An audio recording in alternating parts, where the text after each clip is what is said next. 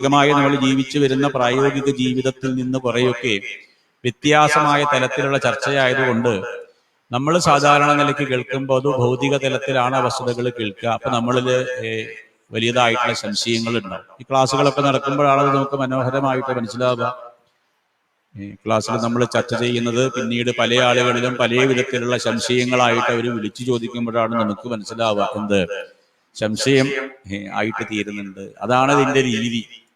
അതുകൊണ്ട് കേൾക്കുന്നത് ശരിയായ രീതിയിലാണെങ്കിൽ ഉടനെ തന്നെ നമ്മളിൽ നിന്നുണ്ടാവും സംശയങ്ങൾ ഉണ്ടാവും. കേൾക്കുന്നതേ ഇല്ല എന്നുണ്ടെങ്കിൽ എന്തില്ല, യാതൊരു സംശയത്തിന്റെയും അവകാശമില്ല. വളരെ നന്നായിട്ട് അദ്ദേഹം പറയാനുണ്ടായി.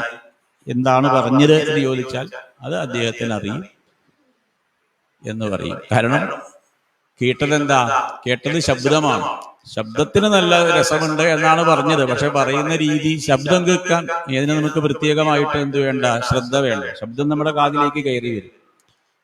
അതുകൊണ്ടാണ് ശ്രവണം എന്ന വാക്ക് അവിടെ ഉപദേശിച്ചത്.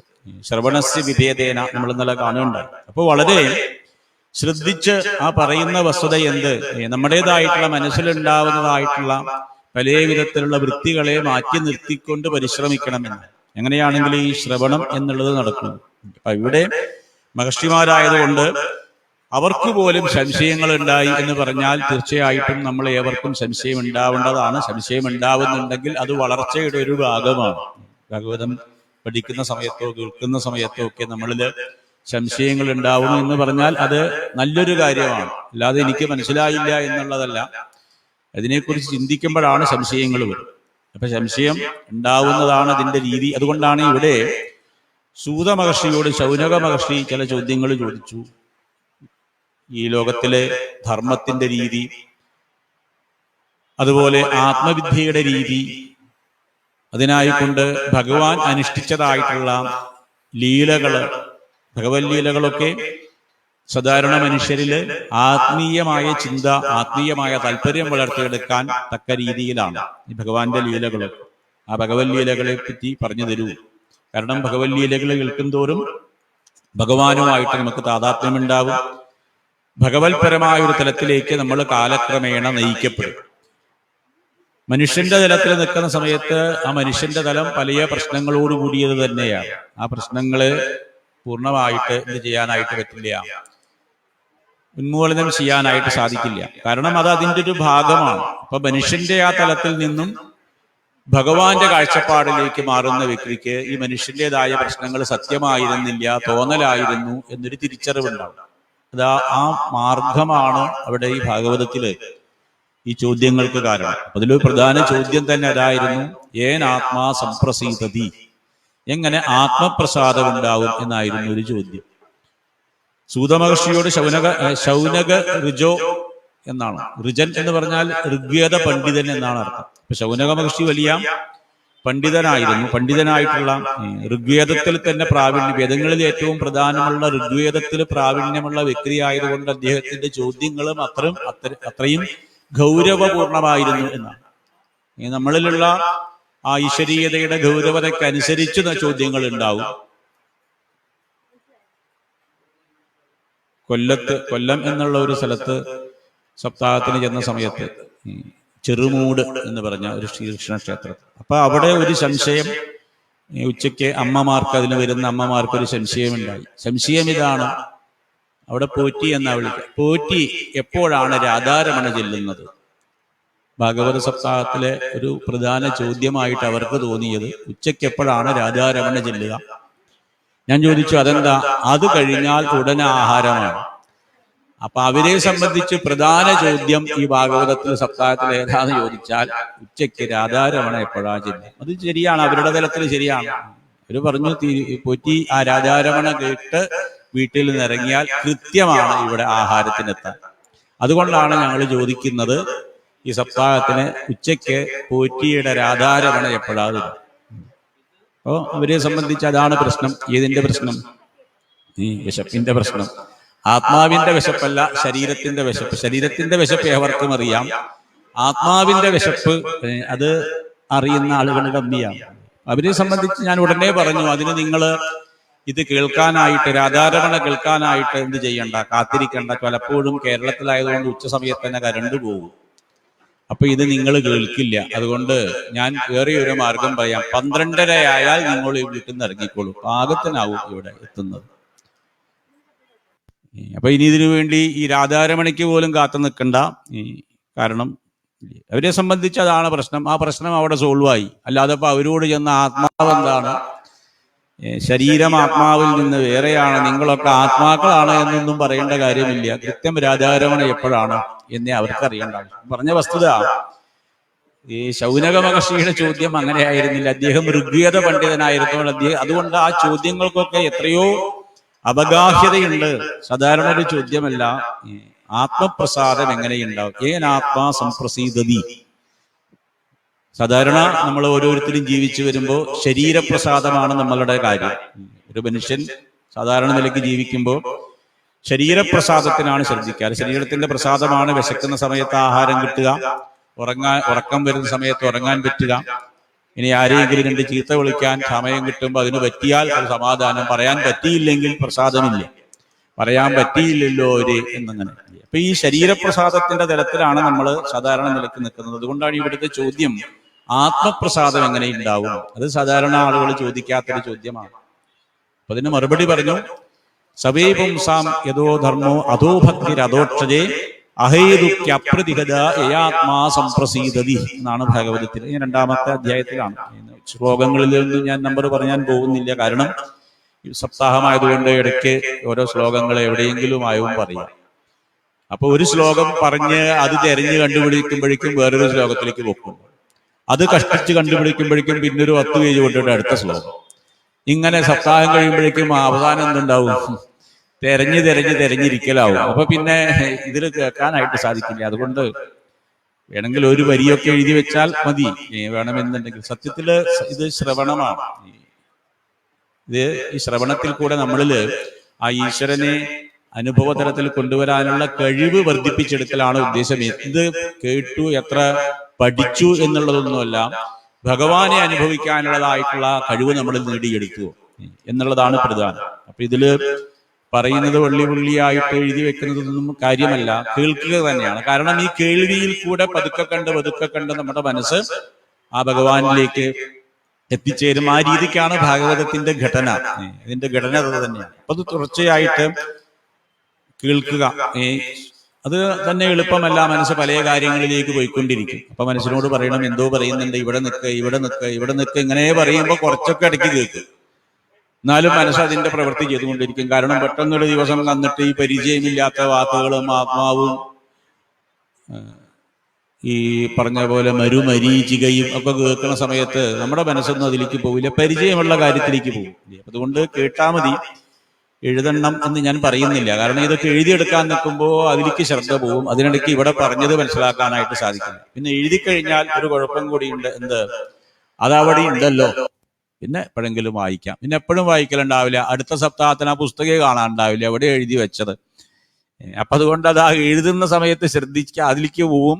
പിന്നെ എഴുതി കഴിഞ്ഞാൽ അതവിടെ ഉണ്ടല്ലോ എന്ന സമാധാനമായി, പിന്നെ അത് വായിച്ചു നോക്കലും ഉണ്ടാവില്ല. അപ്പൊ അങ്ങനെയൊക്കെ പറയുമ്പോൾ അതുകൊണ്ടാണ് ശ്രവണം ഹി പരോധർമ്മം എന്ന് നാരദ മഹർഷി പറയുന്നുണ്ട്. ശ്രവണമാണ് ഏറ്റവും പരമമായ ധർമ്മം. കാരണം ഈ ശ്രവണത്തില് മറ്റ് സാധനകളെ പോലെയല്ല. മറ്റ് സാധനങ്ങളൊക്കെ ചെയ്യുന്ന സമയത്ത്, യോഗം ചെയ്യുന്ന സമയത്ത്, പ്രാണായാമം ചെയ്യുന്ന സമയത്ത്, ക്ഷേത്രത്തിൽ ദർശനം നടത്തുന്ന സമയത്ത്, ദാനകർമ്മങ്ങൾ ചെയ്യുന്ന സമയത്ത്, ഇതൊക്കെ ആത്മീയമായിട്ടുള്ള സാധനങ്ങളാണെങ്കിലും അതിലൊക്കെ എന്തുണ്ടാവും, ഞാൻ ചെയ്യണു എന്നുള്ള ഭാവമുണ്ടാവും. ഇന്നിപ്പോൾ രാവിലെ തന്നെ ഒരു ഭക്തൻ, ഇവിടുത്തെ എറണാകുളത്തപ്പൻ്റെ ഭക്തനായിട്ട് സംസാരിക്കുമ്പോൾ അദ്ദേഹം വളരെ ഭാവത്തോടു കൂടി പറഞ്ഞു, ഞാൻ നിത്യവും എറണാകുളത്തപ്പനെ ദിവസവും വന്ന് തൊഴും. അത് ഞാൻ ഒരു വലിയ കാര്യമായിട്ട് തന്നെയാണ് കണക്കാക്കുന്നത്. അപ്പൊ ഞാൻ ചെയ്യണു എന്നുള്ള ഭാവം, ആ ഞാൻ എന്നുള്ള ഭാവം പോവാൻ വേണ്ടിയാണ്, ഈശ്വരൻ എന്നുള്ള ഭാവം നമ്മളിൽ വരാൻ വേണ്ടിയാണ് ഇതൊക്കെ ചെയ്യുന്നത്. പക്ഷെ പലപ്പോഴും ചെയ്തു വരുമ്പോൾ എന്തുണ്ടാവും, ആ സാധനങ്ങളിലൊക്കെ ഈ ഞാൻ ഉറച്ചു വരും. 41 വർഷമായിട്ട് ബാക്കി ഞാൻ പറയുന്നില്ല, മല ചവിട്ടുന്നുണ്ട്. അപ്പൊ അതെന്തോ ഒരു കാര്യം, വലിയൊരു കാര്യം ഞാനായിട്ട് ചെയ്യണു. അപ്പൊ ഈ സാധനങ്ങളിലൊക്കെ അറിഞ്ഞോ അറിയാതെയോ ഞാൻ വളരെ രൂഢമൂലമായിട്ട് തീരും. എന്നാൽ ഈ കേൾക്കുന്ന സമയത്ത് ഇതിപ്പോ ഞാൻ ഇങ്ങനെ പറയുമ്പോൾ നിങ്ങൾക്ക് ആർക്കും തോന്നില്ല ഞങ്ങൾ എന്ത് ചെയ്യണു, കേൾക്കണു, നാരായൺജി പറയണു എന്നേ തോന്നുള്ളൂ. നിങ്ങൾ കേൾക്കണമെന്ന് തോന്നില്ല. അതുകൊണ്ടാണ് ഈ ശ്രവണത്തിന്റെ കാര്യത്തിൽ കേൾക്കണില്ല എന്നല്ല, കേൾക്കണമെന്ന് തോന്നുന്നില്ല എന്ന് പറഞ്ഞ ശ്രവണത്തിന്റെ കാര്യത്തിൽ ഈ അഹങ്കാരം ഉണ്ടാവില്ല. കേൾക്കുന്ന ഈശ്വരീയമായ കാര്യങ്ങൾ കേൾക്കുന്ന സമയത്ത് ആ വ്യക്തിയിൽ ഞാൻ ഞാൻ ഞാൻ എന്നുള്ള ഭാവമുണ്ടാവില്ല. ഈശ്വരൻ ഈശ്വരൻ ഈശ്വരൻ എന്നുള്ള ഭാവം പതുക്കെ പതുക്കെ പതുക്കെ പ്രബലമാവും. അപ്പം അതുകൊണ്ടാണ് ഇത് എഴുതിയെടുക്കണം എന്നില്ല എന്ന് പറയുന്നത്. ക്ലാസ്സിൽ പറയണ പോലെ പറയുകയുമില്ല. ആചാര്യന്മാർക്ക് വളരെ സന്തോഷകരമായ കാര്യമാണ് ആരെങ്കിലും നോട്ട് പുസ്തകവും പേപ്പറും ഒക്കെ ആയിട്ട് ഇരുന്ന് എഴുതുന്നത് കാണുമ്പോൾ കാര്യമായിട്ട് അവർ ശ്രദ്ധിക്കുന്നുണ്ടല്ലോ എന്നൊക്കെ ഒരു സന്തോഷകരം, കുറച്ചും കൂടി ഗൂഢമായിട്ടുള്ള കാര്യങ്ങളൊക്കെ പറയാൻ നിൽക്കും എഴുതിയെടുക്കുന്നത് കാണും. അങ്ങനെ ഒരു സ്ഥലത്ത്, ബോംബെയിലെ ഒരു സ്ഥലത്ത് സപ്താഹത്തിൽ ഇങ്ങനെ ഒരു അമ്മ തുടർച്ചയായിട്ട് മുമ്പിലിരുന്ന് പുസ്തകം 2-3 നോട്ട് പുസ്തകമൊക്കെ വെച്ച് ഒന്ന് ഇതിലെഴുതും, മറ്റൊന്ന് അതിലെഴുതും, ഇങ്ങനെയൊക്കെ.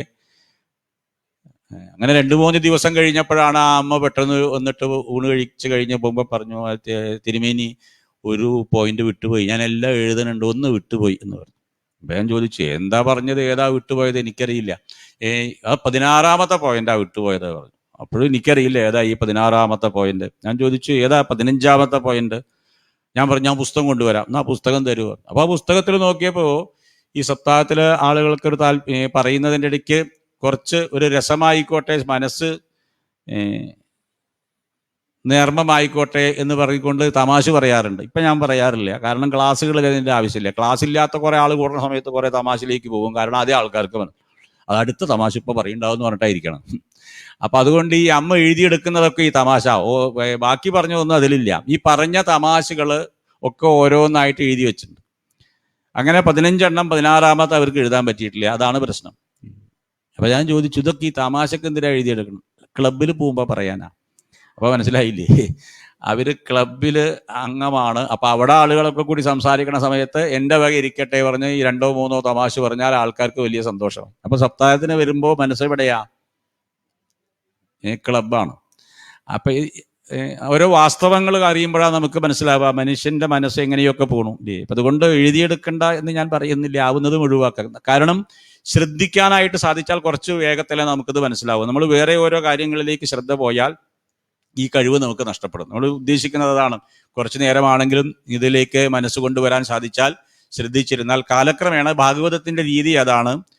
ആ ഭാഗവതം സപ്താഹം വേണ്ട രീതിയിൽ കേട്ട് കഴിയുന്ന സമയത്ത് ആ മനസ്സ് ഈശ്വരനിൽ അനുഭൂതിയിൽ എത്തിക്കാനായിട്ട് സാധിക്കും. അതിൻ്റെതായ പ്രക്രിയ നമ്മൾ അറിയാതെ നമ്മളിൽ നടക്കും. അതുകൊണ്ടാണ് ഈ ഭാഗവത സപ്താഹത്തിന് ഇത്രയും വിജയവും.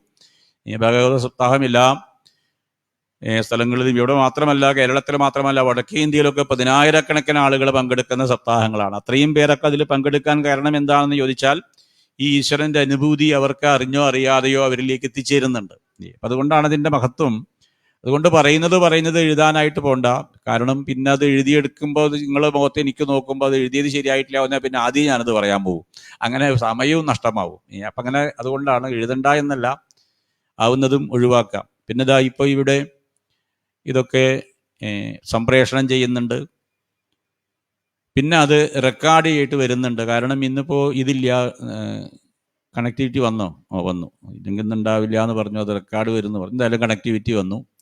അപ്പം അതുകൊണ്ട് ഇത് റെക്കോർഡ് ചെയ്ത് കഴിഞ്ഞാൽ എന്തു കാര്യമുണ്ട്, അത് അവിടെ ഉണ്ടല്ലോ എന്നുള്ളത് കൊണ്ട് പിന്നെ കേൾക്കാമെന്ന് വയ്ക്കും. അപ്പം അതും കൂടി ആയാൽ അത് സൗകര്യമായി. പിന്നെ അത് കേൾക്കലൊന്നും ഉണ്ടാവില്ല. കാരണം ഇതിനു വേണ്ടി ഒരു സമയം ഉണ്ടാക്കാൻ ഇപ്പം ഇത് നടക്കുമ്പോൾ സമയം കിട്ടുന്നില്ല എന്ന് പറഞ്ഞാൽ പിന്നുണ്ടോ ഇതിന് സമയം ഉണ്ടാക്കാൻ പോകണം? അതുണ്ടാവില്ല. പക്ഷെ അങ്ങനെ ഒരു കാഴ്ചപ്പാടുണ്ടാവും, ഒരു സമാധാനം ഉണ്ടാക്കും. ഇതൊക്കെ റെക്കോർഡ് ചെയ്തോടെ ഉണ്ട്, നമുക്ക് സൗകര്യം പോലെ കേൾക്കാം. ആ സൗകര്യം എന്നുള്ളത് ഉണ്ടാവില്ല എന്ന് മാത്രം. അതുകൊണ്ടാണ് ക്ലാസ്സൊക്കെ പലപ്പോഴും ഈ ക്ലാസ്സൊക്കെ നടക്കുന്ന സമയത്ത് പല ആളുകൾ, സ്റ്റുഡൻസും തിരക്കുള്ളവർ, പല ഓഫീസ് കാര്യങ്ങളൊക്കെ ഉള്ളവർ പറയും അതൊന്ന് റെക്കോർഡ് ചെയ്ത് അയച്ചു നന്നായിരുന്നു പറയും. ഞാൻ ക്ലാസ് റെക്കോർഡ് ചെയ്യണില്ല പറയും. കാരണം അത് റെക്കോർഡ് ചെയ്താൽ റെക്കോർഡ് കിട്ടുമല്ലോ എന്ന് പറഞ്ഞിട്ട് അത് ശ്രദ്ധിക്കില്ല. പറയുമ്പോൾ തന്നെ ശ്രദ്ധിക്കില്ല. അത് ആദ്യം സൗകര്യമുള്ളപ്പോൾ ശ്രദ്ധിക്കാം എന്ന് കരുതി. ഇപ്പം മനസ്സ് കുറേ പറയലിക്കും പോവും ഇല്ലേ. അപ്പം അതുകൊണ്ടാണ് എഴുതിയെടുക്കണ്ട എന്നല്ല, ശ്രദ്ധിക്കാവുന്നത്ര. കാരണം എളുപ്പമല്ല ഈ ശ്രവണം. നമ്മൾ പറഞ്ഞു കഴിഞ്ഞാലും കേൾക്കുക എന്നുള്ളത് പലപ്പോഴും നമ്മൾക്ക് സംഭവിക്കില്ല എന്നാണ്. കേൾക്കുന്ന സമയത്ത് തന്നെ നമ്മുടെ മനസ്സ് പല അഭിപ്രായങ്ങളായിട്ട് വരും. ഇത് അവിടെ പറഞ്ഞു കേട്ടിരുന്നു എന്നൊരു അസസ്മെന്റ്, ഇവാലുവേഷൻ ഇതൊക്കെ നടക്കും. പിന്നെ അത് ശരിയായില്ല, ശരിയായി എന്നൊക്കെ പറഞ്ഞുകൊണ്ടുള്ള ഒരു തീരുമാനമുണ്ടാവും. അങ്ങനെ പല വസ്തുതകളും സാധാരണ ഒരു മനുഷ്യന്റെ പ്രവർത്തനമാണ് മനസ്സിന്റെ. അതുകൊണ്ടാണ് ഇവിടെ ശൗനക മഹർഷി ചോദിച്ച ചോദ്യങ്ങളൊക്കെ വളരെ ഗൗരവപൂർവമായിരുന്നു. ആത്മപ്രസാദം എങ്ങനെയുണ്ടാവും എന്നാണ് ചോദിച്ചത്. അപ്പോൾ ആത്മപ്രസാദം ഉണ്ടാവുന്നത് അദോക്ഷണല് ഭഗവാനില് ഭക്തി ഉണ്ടായാൽ, ഈ അഹേതുക ഭക്തി, ആഗ്രഹങ്ങളില്ലാത്തതായിട്ടുള്ള ഭക്തി ഉണ്ടായാൽ ആ ഭക്തി കാലക്രമേണ ആത്മസത്തയിലേക്ക് എത്തിക്കും. തൻ്റെ ആത്മസത്ത തന്നെയാണ് ആ ഈശ്വരന്റെ സാന്നിധ്യം എന്ന് തിരിച്ചറിയുന്ന സമയത്ത് എന്തുണ്ടായിട്ട് തീരും? ആത്മപ്രസാദം ഉണ്ടാവും. അപ്പം അത് പതുക്കെ കണ്ട് പടിപടിയായിട്ട് സംഭവിക്കുന്ന ഒരു കാര്യമാണ്. പെട്ടെന്ന് ഒരു ദിവസം കൊണ്ട് സാധ്യമല്ല. അതുകൊണ്ടാണ് ആത്മപ്രസാദം എങ്ങനെയുണ്ടാവുമെന്ന് ചോദിച്ചാൽ അഹേതുക അപ്രതിഹത യയാത്മാ സംപ്രസീദതി. ഭഗവാനില് അഹേതുകം എന്ന് പറയാൻ കാരണം ആഗ്രഹങ്ങൾ ഇല്ലാതെയുള്ള ഭഗവത് ഭജനം. ആഗ്രഹങ്ങളോടുകൂടി ഭജിച്ചാൽ ഈ ആഗ്രഹമാവും മനസ്സിൽ കൂടുതൽ പ്രബലമായിട്ട് നിൽക്കുക. ഭഗവാനെ ഭജിക്കലാണെന്ന് കരുതി തെറ്റിദ്ധരിക്കും. പക്ഷേ ഭഗവാനെ ഭജിക്കലല്ല, സ്വന്തം ആഗ്രഹങ്ങളെ ഭജിക്കുന്ന ഒരു രീതിയാവും പലപ്പോഴും. അറിയാതെയാണ്, അറിഞ്ഞുകൊണ്ടല്ല. അല്ലേ? 28 വയസ്സ് പ്രായമായ ഒരു പുത്രിയുള്ള അച്ഛനമ്മമാര് ആ പുത്രിയുടെ വിവാഹാലോചനകളൊന്നും ശരിയാവുന്നില്ല. അങ്ങനെ ഇരിക്കുമ്പോഴാണ് എറണാകുളത്തപ്പൻ്റെ മുമ്പിൽ അവർ പ്രാർത്ഥിക്കാനായിട്ട് വരണം. എറണാകുളത്തപ്പൻ്റെ മുമ്പിൽ ആ വിഗ്രഹത്തിൻ്റെ മുമ്പിൽ നിന്ന് പ്രാർത്ഥിക്കണ സമയത്ത് അവർക്ക് അവരുടെ ആഗ്രഹം, പ്രാർത്ഥന എന്താവും? എറണാകുളത്തപ്പ അനുഗ്രഹിച്ച് എൻ്റെ മകളുടെ വിവാഹം ആവുന്നത് വേഗം നടക്കണേ എന്നാണ്. അപ്പോൾ എറണാകുളത്തപ്പൻ്റെ മുമ്പിൽ നിന്ന് കണ്ണടച്ച് മനസ്സിലാരാ ആ സമയത്ത് വരിക? മകളാ വരിക. എറണാകുളത്തപ്പൻ്റെ മുമ്പിലാണ്, പക്ഷെ മനസ്സിൽ ആ സമയത്ത് മകളുടെ മുഖമാണ്. കാരണം അവളുടെ വിവാഹം നടക്കണമെന്ന്.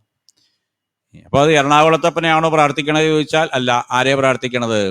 അവനവൻ്റെ ആഗ്രഹത്തെയാണ്. അങ്ങനെയാണ് ഈ ആഗ്രഹങ്ങളുള്ള വ്യക്തിക്ക് പലപ്പോഴും ഭഗവാനിലേക്ക് എത്തിച്ചേരാൻ വിഷമമാണ് എന്ന് പറഞ്ഞു. അതുകൊണ്ടാണ് ആഗ്രഹമില്ലാതെ പ്രാർത്ഥിക്കുക. എറണാകുളത്തപ്പന് വിട്ടുകൊടുക്കും എന്തായാലും. അങ്ങനെ ഒരു രീതി പ്രാർത്ഥിച്ചു നോക്കും കുറച്ചു കാലം. ആ സമയത്ത് അങ്ങനെ ആവുമ്പോൾ എറണാകുളത്തപ്പൻ നമ്മളുമായിട്ട് സംവദിക്കുന്നത് നമുക്ക് മനസ്സിലാവും.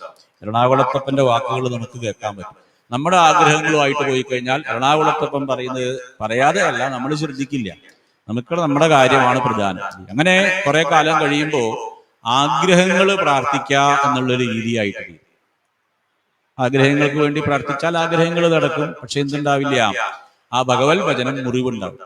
പാലങ്കടക്കോളം നാരായണ, ബാക്കി ഞാൻ പറയുന്നില്ല. അപ്പൊ അതുപോലെയാണ് കാര്യമാവുന്നത് വരെ ഈശ്വരന്റെ ഭജനമൊക്കെ ഉണ്ടാവും. കാര്യമില്ല വെച്ചാൽ ഈശ്വരന്റെ ഭജനം തൽക്കാലം കുറച്ച് ദിവസത്തേക്ക് വേണ്ട എന്ന് വയ്ക്കും. അതോടെ അതിന് മുറിവുണ്ടാവും. മനസ്സ് വീണ്ടും പഴയ പോലെ തന്നെയാണ്. അപ്പൊ അതുകൊണ്ടാണ് ഭഗവാൻ ഇവിടെ എടുത്തു പറഞ്ഞു, ഭഗവാനില് ആഗ്രഹമില്ലാത്തതായ ഭക്തി വളർത്താൻ സാധിച്ചാൽ ആ ഭക്തി സത്യത്തിലേക്ക് എത്തിക്കും.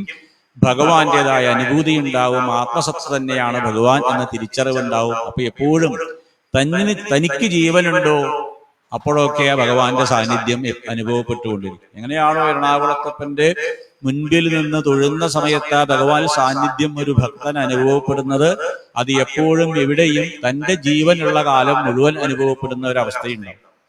അതോടുകൂടി ഈ ലോകവും മറ്റു വസ്തുക്കളിലുമുള്ളതായിട്ടുള്ള വലിയ താല്പര്യങ്ങൾ ഇല്ലാതെയായിട്ട് തീരും ചെയ്യും. അതുകൊണ്ടാണ് അഹേതുക അപ്രതിഹത യയാത്മാ സംപ്രസീദതി. ആത്മപ്രസാദമുണ്ടാവാനുള്ള മാർഗം അവിടെ ഇതൊന്നും നമ്മൾ അഭ്യസിക്കണം. അഭ്യസിച്ചാൽ തന്നെ അത് വരുള്ളൂ, അല്ലെങ്കിൽ ഈ എളുപ്പമുള്ള കാര്യമല്ല. പിന്നീട് ഭഗവാന്റേതായ അവതാരങ്ങളെ പറ്റി പറയും. ശ്രീകൃഷ്ണ ഭഗവാൻ എടുത്തതായിട്ടുള്ള, വിഷ്ണു എടുത്തതായിട്ടുള്ള അവതാരങ്ങളെ പറ്റി അറിയും. കാരണം ഭഗവാന്റെ അവതാരങ്ങളൊക്കെ കേൾക്കുന്ന സമയത്ത് അതൊക്കെ നമ്മളിൽ എന്തെന്നില്ലാത്തതായിട്ടുള്ള ഊർജ്ജസ്വലത, വിജയം, ആധുനിക ഭാഷയിൽ പറഞ്ഞാൽ പോസിറ്റിവിറ്റി ഉണ്ടാക്കുന്ന ഭഗവത് കഥകൾക്കൊക്കെ അതിന്റെ ശക്തിയുണ്ട്. ഏത് വിഷമഘട്ടം ഉള്ള സമയത്തും ആ ഭഗവാന്റെ കഥ കേൾക്കുന്ന ഭക്തന് ഉടനെ തന്നെ ആ വിഷമത്തിൽ നിന്ന് മനസ്സു മാറും. ഭഗവാന്റേതായ ആ ശക്തി വിശേഷം ആ വ്യക്തിക്ക് അനുഭവവേദ്യമാണ്. അങ്ങനെ കാലക്രമേണ ഭഗവത് കഥകൾ ഒരു വ്യക്തിയെ എപ്പോഴും ശുഭാപ്തി വിശ്വാസിയാക്കി. നല്ലതേ വരൂ, നല്ലതേ ജീവിതത്തിൽ ഉണ്ടാവൂ, ഭഗവാന്റെ അനുഗ്രഹമുണ്ട്, ഭഗവത് ഭക്തനാണ്, ഗുരുവായൂരപ്പനായാലും എറണാകുളത്തപ്പനായാലും തന്നെ എപ്പോഴും അനുഗ്രഹിച്ചു കൊണ്ടിരിക്കണു എന്ന ഒരു കാഴ്ചപ്പാടുള്ള ഒരു വ്യക്തിക്ക് ഒരു വസ്തുവിലും ഒരു ഭയത്തിലും ഉണ്ടാവില്ല. കാരണം ഭയക്കേണ്ട ആവശ്യമില്ല. എന്തുണ്ട്, ഭഗവത് കഥകൾക്ക് നമ്മളിൽ എന്തെന്നില്ലാത്തതായിട്ടുള്ള പോസിറ്റീവ് ആസ്പെക്ട്. ഈ ഭയം എന്നുള്ളത് നെഗറ്റീവാണ്. അത് നമ്മളെ തളർത്തും, ആവശ്യമില്ലാത്ത രീതിയിലൊക്കെ മനസ്സ് പ്രവർത്തിപ്പിക്കും. അപ്പൊ ആ ഭയം എന്നുള്ളത് ഒരിക്കലും ഇല്ലാതെയാവാനായിക്കൊണ്ട് മഹാദേവൻ പ്രത്യേകിച്ച് ഭയത്തിന്റെ നാശം വരുത്തുന്ന വ്യക്തിത്വമാണ് എന്നാണ്. അതുകൊണ്ട് ഭഗവത് കഥകൾക്ക് എന്തിനാണ് ഭാഗവതം കേൾക്കുന്നത്, എന്തിനാണ് ഭഗവാന്റെ കഥകൾ കേൾക്കുന്നത്? പല ആളുകളും അങ്ങനെ ചോദിക്കും. ആധുനികമായിട്ടൊക്കെ പഠിക്കുന്ന ആൾക്കാർ ചോദിക്കും, ശ്രീകൃഷ്ണന്റെ കഥകള് അപ്പൊ അദ്ദേഹം 5000 വർഷം മുമ്പ് ചെയ്ത കാര്യങ്ങളൊക്കെ കേട്ടിപ്പോ നമുക്കെന്താണ്, അതുകൊണ്ട് എന്താണ് എന്ന് പറഞ്ഞാൽ അങ്ങനെയല്ല. ഈ കേൾക്കുന്നതാണ് നമ്മളിൽ ഭാവങ്ങൾ ഉണ്ടാക്കുന്നത്. ആ ഭാവത്തിനനുസരിച്ചിട്ടാണ് പിന്നെ നമ്മൾ ജീവിക്കുന്നത്. അതുകൊണ്ട് നമ്മളിൽ ഈശ്വരീയമായ ഭാവം ഏതൊരു ചുറ്റുപാടിനെയും നേരിട്ട് വിജയിച്ച് സന്തോഷകരമായി ജീവിക്കാൻ ഉള്ളതായിട്ടുള്ള മാനസികമായ ഒരു കഴിവ് നമ്മളിൽ ഉണ്ടാക്കിയെടുക്കാൻ ഈ പറഞ്ഞതായ ഭഗവത് കഥകൾക്ക്, കാരണം ആ രീതിക്കാണ് അതിനെ എന്ത് ചെയ്തിരിക്കുന്നത്. ആ ഋഷീശ്വരന്മാര് കാലദേശങ്ങൾക്കൊക്കെ അതീതമായിട്ടുള്ള അവരുടെ മനസ്സുകൊണ്ട് ഇനി വരുന്ന 5000 വർഷം കഴിഞ്ഞാൽ വരുന്ന മനുഷ്യന്റെ മനസ്സ് എങ്ങനെയായിരിക്കും എന്ന് പോലും അവർ കണ്ടുപിടിച്ചിട്ടുണ്ട്. കാരണം മാനസികമായ തലത്തിൽ വലുതായിട്ടുള്ള വ്യത്യാസങ്ങൾ വരുന്നില്ല. ശരീരതലത്തിലൊക്കെ വലുതായ വ്യത്യാസങ്ങൾ നമ്മളിൽ ഉണ്ടായിട്ടുണ്ട്. ഒരു 100 വർഷം മുമ്പുള്ള മനുഷ്യരുടെ ശാരീരിക ശക്തി ഒന്നും നമുക്കിപ്പോ ഇല്ല. ഇനി ഒരു 50 കൊല്ലം കഴിഞ്ഞ് ഇനി അവിടെ ഒരു സപ്താഹത്തിന് നമ്മൾ വരുമ്പോൾ അപ്പോഴത്തെ ആളുകളെയൊക്കെ കണ്ടാൽ ഇത്രയും എന്തുണ്ടാവില്ല, ശാരീരികമായിട്ടുള്ള കഴിവുണ്ടാവില്ല. കസേര കുറയും കൂടി പകുതിയാക്കിയിട്ടുണ്ടാവും. അത്രയേ ഉള്ളൂ, ആളത്രേ ഉള്ളൂ. അങ്ങനെയായിട്ട് തീരും. അപ്പൊ അതുകൊണ്ട് ശരീരപരമായിട്ട് നമ്മൾ ക്ഷീണിച്ച് വരികയാണ് ഓരോ തലമുറ കഴിയുമ്പോൾ. നമ്മുടെ പൂർവികരൊക്കെ എറണാകുളത്ത് നിന്ന് തൃശ്ശൂരിലേക്ക് പോകണം എന്നൊരു 150 വർഷം മുമ്പ് തോന്നിയ ഒരു വ്യക്തി ഉടനെ തന്നെ രാവിലെ ഒരു ഓർത്തുമുണ്ടും തോളിലിട്ട് ഇറങ്ങി അങ്ങോട്ട് നടക്കും. നാളെ കഴിഞ്ഞ് മറ്റന്നാളാവുമ്പോഴേക്കും തൃശ്ശൂരെത്തും. കാരണം അദ്ദേഹത്തിന് ആ ശരീരക്ഷമതയുണ്ട്. ഇന്നിപ്പോ എന്തില്ല, ഇന്ന് അങ്ങനെയുള്ള ശരീരക്ഷമത നമ്മളിലില്ല. അപ്പൊ ശരീരപരമായിട്ട് ഓരോ തലമുറ കഴിയുമ്പോഴും നമ്മൾ ക്ഷയിച്ചു വരുന്നു, ബുദ്ധിപരമായിട്ട് നമ്മൾ വളർന്നു വരുന്നു. ഈ മൊബൈലിലൊക്കെ ആയിക്കൊണ്ട് ഈ ഓൺലൈൻ ക്ലാസ് ചെയ്യൂ എന്ന് പറയുമ്പോൾ പല അമ്മമാർക്കും ഇപ്പോഴും പറ്റുന്നില്ല. അതൊന്നും എന്നെ കൊണ്ടാവില്ല, പേരക്കുട്ടി തന്നെ വേണം. അപ്പൊ ഈ ക്ലാസ്സൊക്കെ നടക്കുന്നതിനിടയ്ക്ക് പേരക്കുട്ടിയുടെ പുതിയ ഡാൻസിന്റെ പാട്ടൊക്കെയാണ് അതിൽ വരും.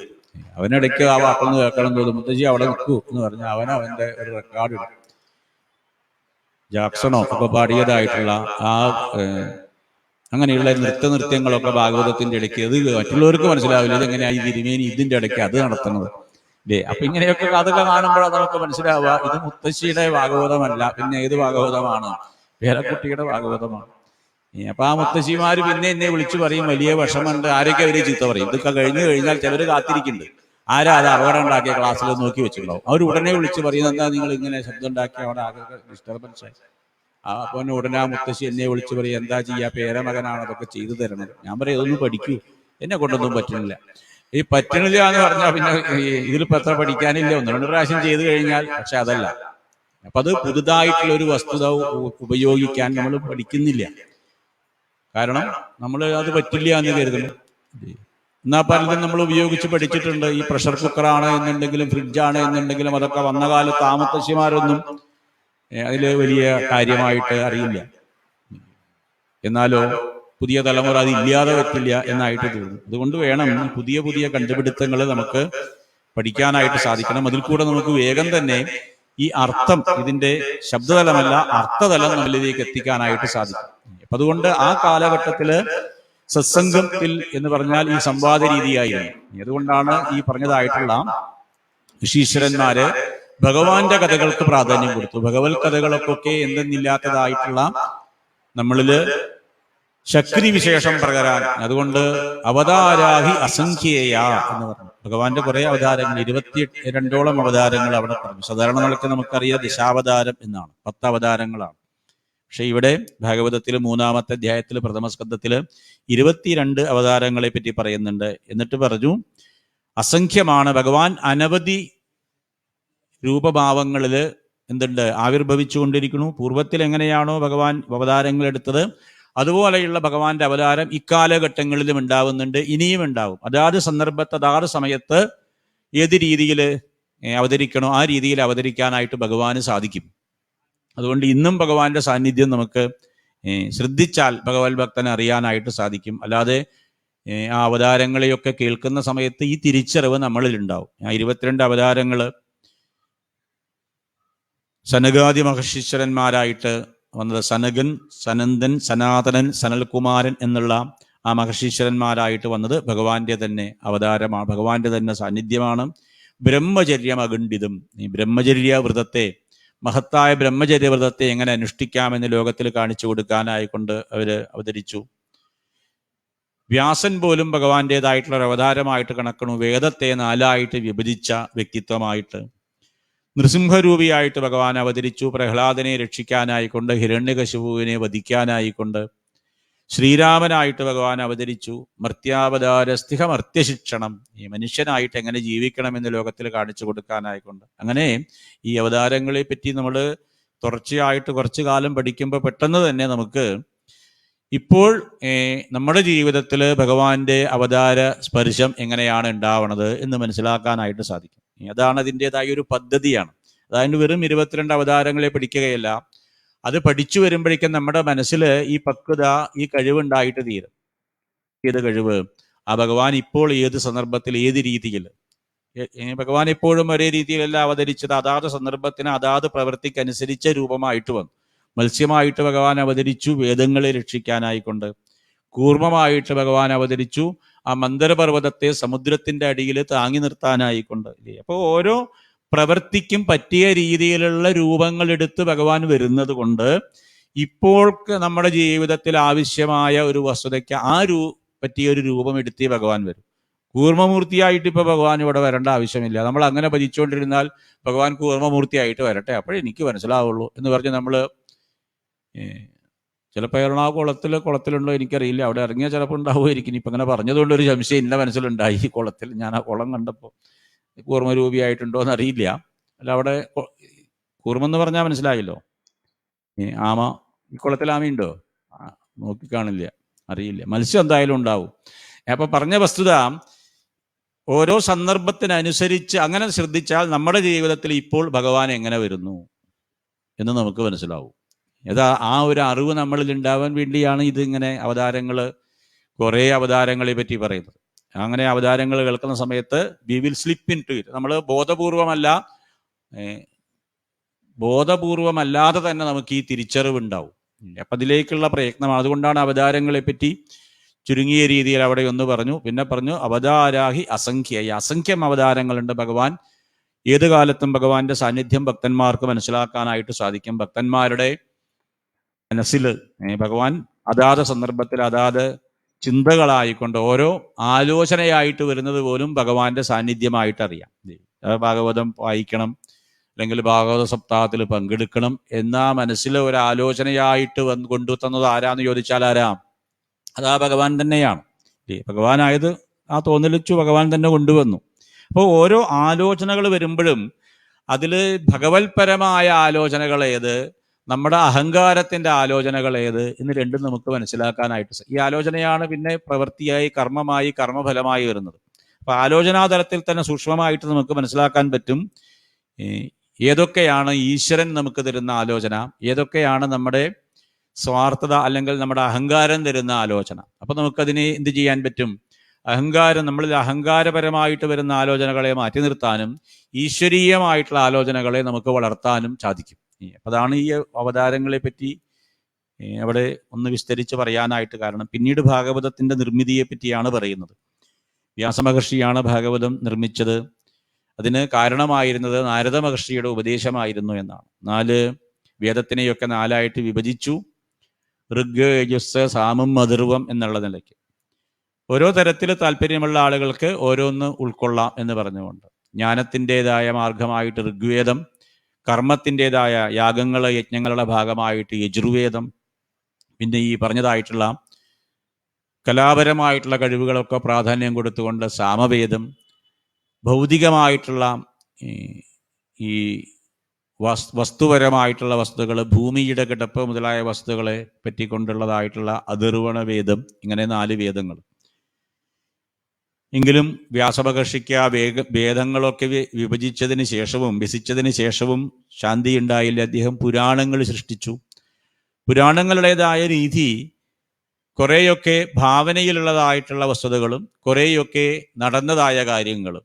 അപ്പൊ ഭാവനയും യാഥാർത്ഥ്യമായി നടന്ന വസ്തുതകളും കൂടിച്ചേർന്നതാണ് ഈ പുരാണം.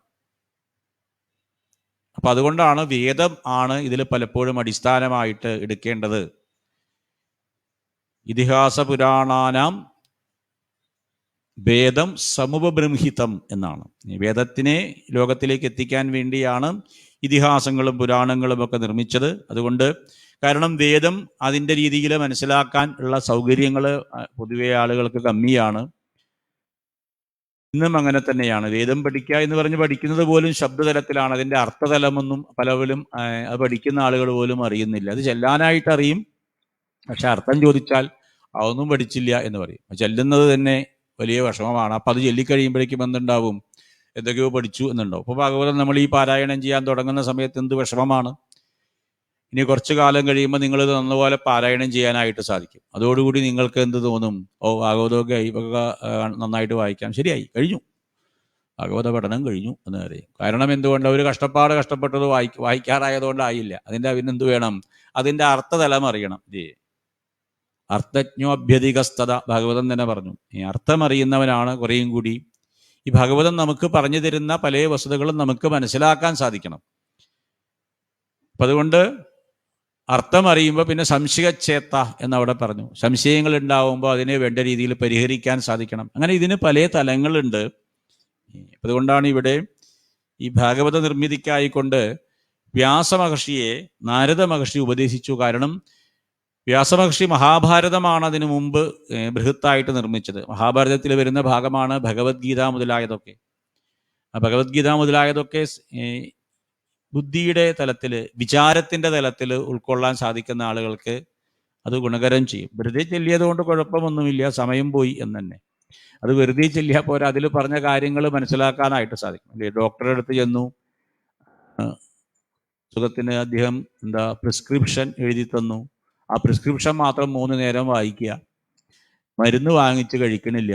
അങ്ങനെയായി ഡോക്ടറുടെ അടുത്ത് ചെന്ന് പറഞ്ഞു, അസുഖമൊന്നും ഭേദാവണില്ല, മുമ്പിലത്തെ പോലെ തന്നെ ഉണ്ട്. അദ്ദേഹം ചോദിച്ചു, ഈ മരുന്ന് 3 നേരം കഴിക്കണില്ലേ? കഴിക്കണമെന്നുണ്ടോ? അതെനിക്കറിയില്ലായിരുന്നു, ഞാൻ വായിക്കുമായിരുന്നു ഈ പ്രിസ്ക്രിപ്ഷൻ 3 നേരവും. എഴുതി തന്നത് വായിക്കുക, അത്രയല്ലേ. അതുപോലെയാണ് ഇത് വായിച്ചത് കൊണ്ടായില്ല, പിന്നെ എന്തു വേണം? അതിലെ അർത്ഥം, നമ്മളോട് എന്താണത് അനുഷ്ഠിക്കാൻ പറയുന്നത്, അത് അനുഷ്ഠിക്കാനായിട്ട് നമുക്ക് സാധിക്കുന്നതാണ്. പലപ്പോഴും നമ്മൾ അറിഞ്ഞോ അറിയാതെയോ അതിൽ നല്ലൊരു വിഭാഗം നമ്മൾ അനുഷ്ഠിക്കുന്നുണ്ട്. പക്ഷെ അതൊന്ന് അറിവോടുകൂടി അനുഷ്ഠിച്ചാൽ നമുക്ക് വേഗം തന്നെ അതിൻ്റെ എന്തുണ്ടാവും? ഗുണം, പുരോഗതി ഉണ്ടാവും. അപ്പം അതുകൊണ്ട് ഈ വേദത്തിൽ പറഞ്ഞ വസ്തുതകളെ സാധാരണക്കാരിൽ എത്തിക്കാനായിക്കൊണ്ട് വിചാരത്തിൻ്റെ തലം അത്ര എളുപ്പമല്ല. സാധാരണ മനുഷ്യർ വികാരജീവികളാണ്, വിചാരജീവികളല്ല. തൻ്റെ മനസ്സിൻ്റെ ഇഷ്ടാനിഷ്ടങ്ങൾക്ക് രീതിയിൽ ജീവിക്കുന്നവരാണ് മനുഷ്യർ. അല്ലാണ്ട് ഏതാണ് ശരി എന്നറിഞ്ഞ് അത് കണ്ടുപിടിച്ച് അത് പ്രകാരം തൻ്റെ ഇഷ്ടാനിഷ്ടങ്ങളെ മാറ്റി നിർത്തി ജീവിക്കാനൊന്നും എളുപ്പമല്ല. സാധാരണ നിലയ്ക്ക് അങ്ങനെയല്ല. അതുകൊണ്ട് പൊതുവേ മനുഷ്യർ വികാരപരമായിട്ട് പ്രവർത്തിക്കുന്നവരാണ്. അതുകൊണ്ട് നാരദ മഹർഷി പറഞ്ഞു, ആ വികാരത്തിന് കൂടി പ്രാധാന്യം കൊടുത്തുകൊണ്ട്, ഭക്തിക്ക് കൂടി പ്രാധാന്യം കൊടുത്തുകൊണ്ട് അങ്ങ് ഈ പറഞ്ഞ മഹാഭാരതത്തിൽ പറഞ്ഞ വസ്തുതകളെ വീണ്ടും ആവിഷ്കരിക്കൂ. പ്രത്യേകിച്ച് ശ്രീകൃഷ്ണ ഭഗവാന്റെ സാന്നിധ്യം ഉള്ളതായിട്ട് ആയിക്കഴിഞ്ഞാൽ, ഭഗവാന്റെ സാന്നിധ്യമുള്ള വസ്തു എന്നുള്ള നിലയ്ക്ക് ഇത് കൂടുതൽ ആളുകളിലേക്ക് എന്തായിട്ട് തീരും? അനുഭൂതി തലത്തിലേക്ക് വരും. തേനേയം വാങ്മയീ മൂർത്തി പ്രത്യക്ഷാവർത്തതേ ഹരേ എന്ന് പറഞ്ഞു. ഭഗവാന്റേതായ വാക്ക് ശബ്ദമൂർത്തിയാണ്. നമ്മൾ ഭഗവാന്റേതായ മൂർത്തിയൊക്കെ ഇതാ മണ്ണുകൊണ്ടോ മാസ്റ്റർ പ്ലാരീസ് കൊണ്ടോ കല്ലുകൊണ്ടോ പഞ്ചലോഹം കൊണ്ടോ ഒക്കെ ആയിട്ട് നമ്മൾ കാണുന്നുണ്ട്. അത് കണ്ണിൽ കൂടെ നമ്മൾ കാണുന്ന മൂർത്തിയാണ്. ഭാഗവതമാണെങ്കിലോ ശബ്ദത്തിൽ കൂടിയ ഭഗവാന്റെ മൂർത്തി നമ്മളിലേക്ക് എത്തുന്നതാണ്. കാതിൽ കൂടെ ഭഗവാൻ അകത്തേക്ക് ഇറങ്ങി കയറുന്ന രീതിയാണ്. അതുകൊണ്ട് ആ രീതിക്ക് മന്ത്രങ്ങൾക്ക് പ്രാധാന്യം കൊടുത്തുകൊണ്ട്, ഭഗവാന്റെ നാമങ്ങൾക്ക് പ്രാധാന്യം കൊടുത്തുകൊണ്ട്, ഭഗവാന്റെ സാന്നിധ്യത്തിന് പ്രാധാന്യം കൊടുത്തുകൊണ്ട് വീണ്ടും ഈ മഹാഭാരതത്തിലെ കഥകളെ അങ്ങ് ആവിഷ്കരിക്കൂ എന്ന് നാരദ മഹർഷി പുതിയ ഒരു പദ്ധതി ഈ വ്യാസ മഹർഷിക്ക് പറഞ്ഞു കൊടുത്തു എന്നാണ്. ഇതിന് ഉദാഹരണമായിട്ട് നാരദ മഹർഷി പറഞ്ഞത് സ്വന്തം ജീവിതം തന്നെയാണ്. മഹാസത്സംഗത്തിൽ കൂടി ഭഗവത്പരമായിട്ടുള്ള പ്രവർത്തനങ്ങളിൽ മുഴുകി ഭഗവാന്റെ അനുഭൂതിയിൽ ജീവിക്കുന്ന ആളുകളുമായ സത്സംഗം കൊണ്ട് തന്റെ ജീവിതത്തിൽ തന്നെ വലിയ മാറ്റങ്ങൾ വന്നു. ദാസീപുത്രനായിട്ട് ജീവിച്ചിരുന്ന താൻ ഇന്നറിയപ്പെടുന്ന ലോകത്തിനൊക്കെ നാരംദാദി, അറിവിനെ അല്ലെങ്കിൽ മോക്ഷത്തെ പ്രദാനം ചെയ്യുന്ന കഴിവുള്ള വ്യക്തിയായിട്ട് തീർന്നു. കാരണം എന്താ? സന്യാസിമാരുമായുള്ള സംബന്ധം. നാരദൻ ദാസീപുത്രനായിട്ട് ജീവിക്കുന്ന കാലത്ത് അച്ഛൻ കുട്ടിക്കാലത്തെ മരിച്ചുപോയി. അമ്മ പല വീടുകളിലും ചെന്ന് പ്രവൃത്തി ചെയ്ത് അവിടുന്ന് കിട്ടുന്ന ആഹാരം കൊടുത്താണ് ഈ കുട്ടിയെ വളർത്തിയിരുന്നത്. അങ്ങനെ 5 വയസ്സ് പ്രായമുള്ളപ്പോൾ നാരദനും അമ്മയായ ദാസിയായ അമ്മയും ഒരു ഗൃഹത്തില് ജോലിക്കായിട്ട് ചെന്നപ്പോ അവിടെ ചാതുർമാസത്തിനായിക്കൊണ്ട് ചില സന്യാസിമാരെ ഇരുന്നിരുന്നു. ചാതുർമാസം എന്ന് പറഞ്ഞാൽ 4 മാസം. പൂർവ്വകാലങ്ങളിൽ സന്യാസികളായിട്ടുള്ള ആളുകള് 3 ദിവസത്തിലധികം ഒരു സ്ഥലത്ത് നിൽക്കാറില്ല. 2 തരത്തിലാണ്. കാരണം ഒരു സന്യാസിയെ സംബന്ധിച്ച് ഈ ഭൗതിക ജീവിതത്തില് ഉണ്ടാവുന്ന കണക്ഷൻസ് ഒക്കെ മാറ്റിയെടുക്കാൻ ആണ് അദ്ദേഹത്തിന്റെ മനസ്സ് എന്ത് ചെയ്യാം, തിരക്കിടുക. കാരണം ഭൗതികമായ ജീവിതത്തിലുള്ള വസ്തുതകളുമായിട്ട്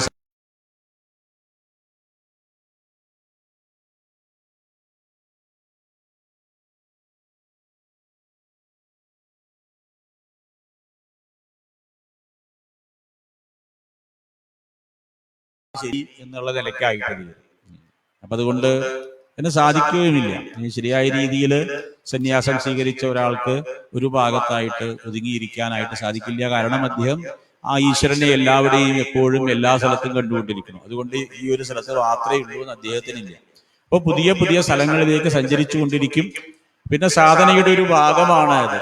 പല വസ്തുക്കളിൽ നിന്നും മനസ്സ്, ഭൗതികമായ തലത്തിൽ നിന്ന് മനസ്സ് മാറ്റാൻ ശ്രമിക്കുമ്പോൾ ആ മനസ്സ് എപ്പോഴും എന്തുണ്ടാവും, ഈ മാറി മാറി മാറിയിരിക്കണം എന്നുള്ള ചിന്ത ആ വ്യക്തിയിലുണ്ടാവും. കുറച്ചു കാലത്തേക്ക് സെറ്റിൽ വരെ. അതുകൊണ്ട് കുറച്ചു കാലം അലയൽ തന്നെയാണ് എന്ത്.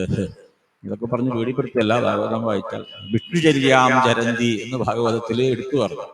ഭിക്ഷുവിനെ പോലെ സഞ്ചരിച്ചു എന്നാണ് ഭാഗവതം എടുത്തവരെ പറ്റിയിട്ട് ഭഗവാനോട് അവിടെ അക്രൂരൻ പറഞ്ഞത്. ഭിക്ഷുചര്യാം ചരന്തി. കാരണം ഈ ഭൗതികമായ വസ്തുതകളിൽ യാതൊന്നുമില്ല എന്നറിയുന്ന ആ വ്യക്തിയുടെ മനസ്സ് സത്യമായ വസ്തുവിനെ അറിയാനായുള്ള കൊതി കൊണ്ട് ഭൗതിക ലോകത്തിൽ നിന്ന് മാറി മാറിക്കൊണ്ടിരിക്കും. അതുകൊണ്ട് സന്യാസിമാര് പൂർവ്വത്തില് ഒരു ഭാഗത്തായിട്ട് ഒരു സ്ഥലത്തായിട്ട് ഇരിക്കാറില്ല. പിന്നെ ഈ മഴക്കാലം 4 മാസം ഉള്ളത് കൊണ്ട് അവർ സഞ്ചരിക്കാതെ ഒരു ഭാഗത്തിരിക്കും. അതിനാണ് ചാതുർമാസം.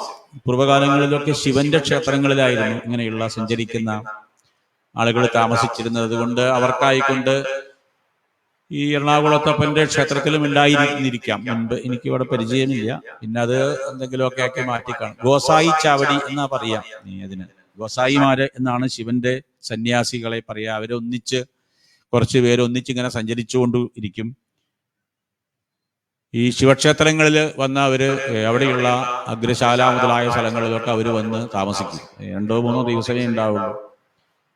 ഭിക്ഷയ്ക്കായിട്ട് ഇറങ്ങുന്ന എന്താണോ വീടുകളിൽ നിന്ന് കിട്ടിയത് അത് ഒന്നിച്ചു വേവിക്കും. പരിപ്പോ പച്ചക്കറിയോ അരിയോ ശർക്കരയോ പഞ്ചസാരയോ എന്താ കിട്ടിയച്ചാൽ അതെല്ലാം കൂടി ഒന്നിച്ചൊരു വേവൻ. അതാണ് ഗോസായി ആഹാരം. കാരണം നാവിന്റെ രുചി അവർ നോക്കാറില്ല.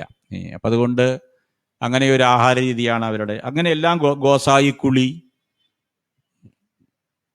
അങ്ങനെ ഒരു കുളിയുണ്ട്. ആ കുളിയുടെ പ്രത്യേകത എന്താന്ന് വെച്ചാൽ അതിൽ അവർ ആ കുളത്തിലുള്ള കുളിക്കുന്ന ജലം കൈകളിലെടുത്ത് മൂക്കിൽ കൂടെ വലിച്ച് വായയിൽ കൂടെ പുറത്തു വരും. ഇപ്പൊ എന്തായാലും ഇവിടെ പോയി ചെയ്യണ്ട, വേദനിച്ചിട്ട്. ഈ പറഞ്ഞ വൈറസുകളൊന്നും എന്തുണ്ടാവില്ല, അവരെ ഒരു കാലത്തും ബാധിക്കില്ല. കാരണം അത്രയും ശക്തമാണ് അവരുടെ ആ ഇമ്മ്യൂണിറ്റി പവർ. അങ്ങനെ ആ ഗോസായിയുടെ രീതി ഉണ്ടായിരുന്നു.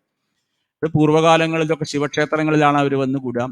ഞങ്ങളുടെ പാലക്കാട് ഭാഗത്തുള്ള ശിവക്ഷേത്രങ്ങളിലൊക്കെ. അതുകൊണ്ട് എൻ്റെ കുട്ടിക്കാലത്തൊക്കെ അങ്ങനെ ചില ആളുകളെ എനിക്ക് ചെറിയ കുട്ടിയായിരുന്ന സമയത്ത് അങ്ങനെയുള്ള ഗോസായിമാർ അവർ വന്ന ആ ക്ഷേത്രത്തിൽ താമസിക്കും. പിന്നീട് ഇന്നിപ്പോ അങ്ങനെ താമസിച്ചിരുന്ന ആ ഭാഗത്തെ ക്ഷേത്രങ്ങളിൽ അതൊക്കെ കലവറ മുറിയായി, സ്റ്റോർ റൂമായി. കാരണം ഗോസായിയും ഇല്ല, ഇപ്പൊ ആൾക്കാർക്ക് അറിയ തന്നെ ഇല്ല ഇത് ഗോസായിമാരുടെ താമസിക്കാനുള്ള സ്ഥലമായിരുന്നു എന്ന്. അപ്പൊ ശിവക്ഷേത്രങ്ങളായിരുന്നു. കാരണം സന്യാസത്തിന്റെ വൈരാഗ്യത്തിന്റെ പ്രതീകം ശിവനായിട്ടാണ് കണക്കാക്കിയിരുന്നത്. ഈ മഹാദേവന്റെ ക്ഷേത്രങ്ങളിലൊക്കെ അതിന് ഉള്ളതായ സൗകര്യമുണ്ടായിരുന്നു. അങ്ങനെയുള്ളതായിട്ടുള്ള ആ സന്യാസിമാര് താമസിക്കാനായിട്ട് 4 മാസം മഴ പെയ്യുന്ന കാലത്ത് താമസിക്കാനായി കൊണ്ടുവന്ന വീട്ടിലാണ് ഈ നാരദ എന്ന കുട്ടിയും ദാസിയായ അമ്മയും ചെന്ന് ജോലി തുടങ്ങിയത്. അപ്പൊ ഈ നാരദൻ എന്നുള്ള കുട്ടിക്ക് നിത്യമായിട്ട് ഈ സന്യാസിമാരുടെ സംഘമുണ്ടായി.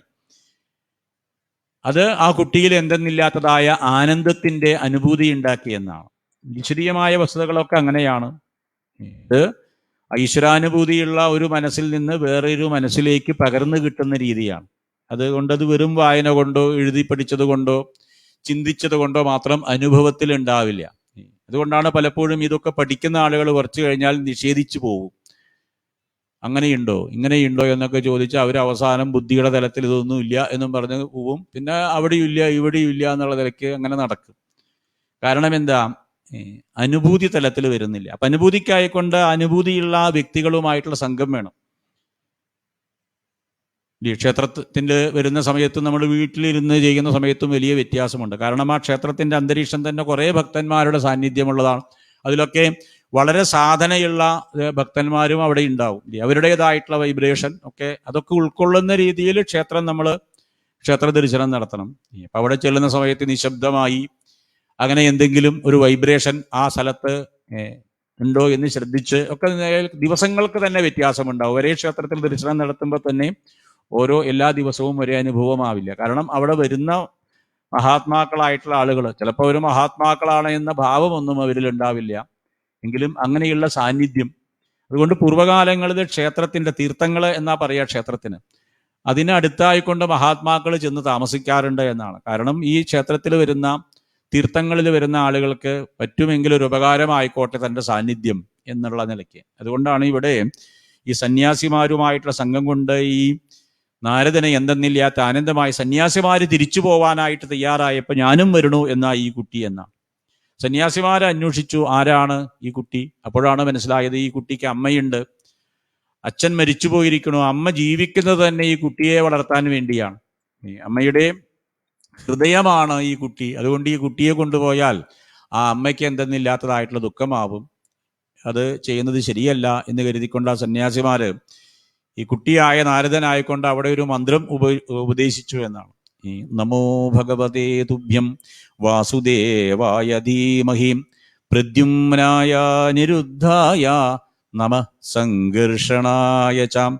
നമോ ഭഗവതേ തുഭ്യം വാസുദേവായ ധീമഹി പ്രദ്യുമ്നായ അനിരുദ്ധായ നമഃ സംഘർഷണായ ച. ചതുർവ്യൂഹ മന്ത്രം, ചതുർമൂർത്തിയെ പറ്റിയുള്ള മന്ത്രമാണ്. ഭഗവതത്തിൽ ഇങ്ങനെയാണ്. ഇടയ്ക്കിടയ്ക്ക് അതില് വളരെ മഹത്തായ ഉപാസിച്ച അനുഭൂതി നേടിയതായുള്ള മന്ത്രങ്ങൾ ഇടയ്ക്കിടയ്ക്ക് അതിൽ അവതരിപ്പിക്കും. അതുകൊണ്ട് ഭഗവത പാരായണം വളരെ പ്രധാനമാണ്. മന്ത്രങ്ങൾ ധാരാളമായിട്ട് അതിൽ ഉപയോഗിക്കപ്പെടുന്നുണ്ട്. അങ്ങനെയുള്ളതായിട്ടുള്ള ഈ മന്ത്രം, ചതുർവ്യൂഹ മന്ത്രം, ഇത് അഭ്യസിക്കാനായിട്ട് നാരദന് സാധിച്ചു എന്നാണ്. ചെറിയ കുട്ടിയായിരുന്നു, അതിൻ്റെ അർത്ഥവും വിശദീകരണവും എന്നും അറിഞ്ഞല്ല.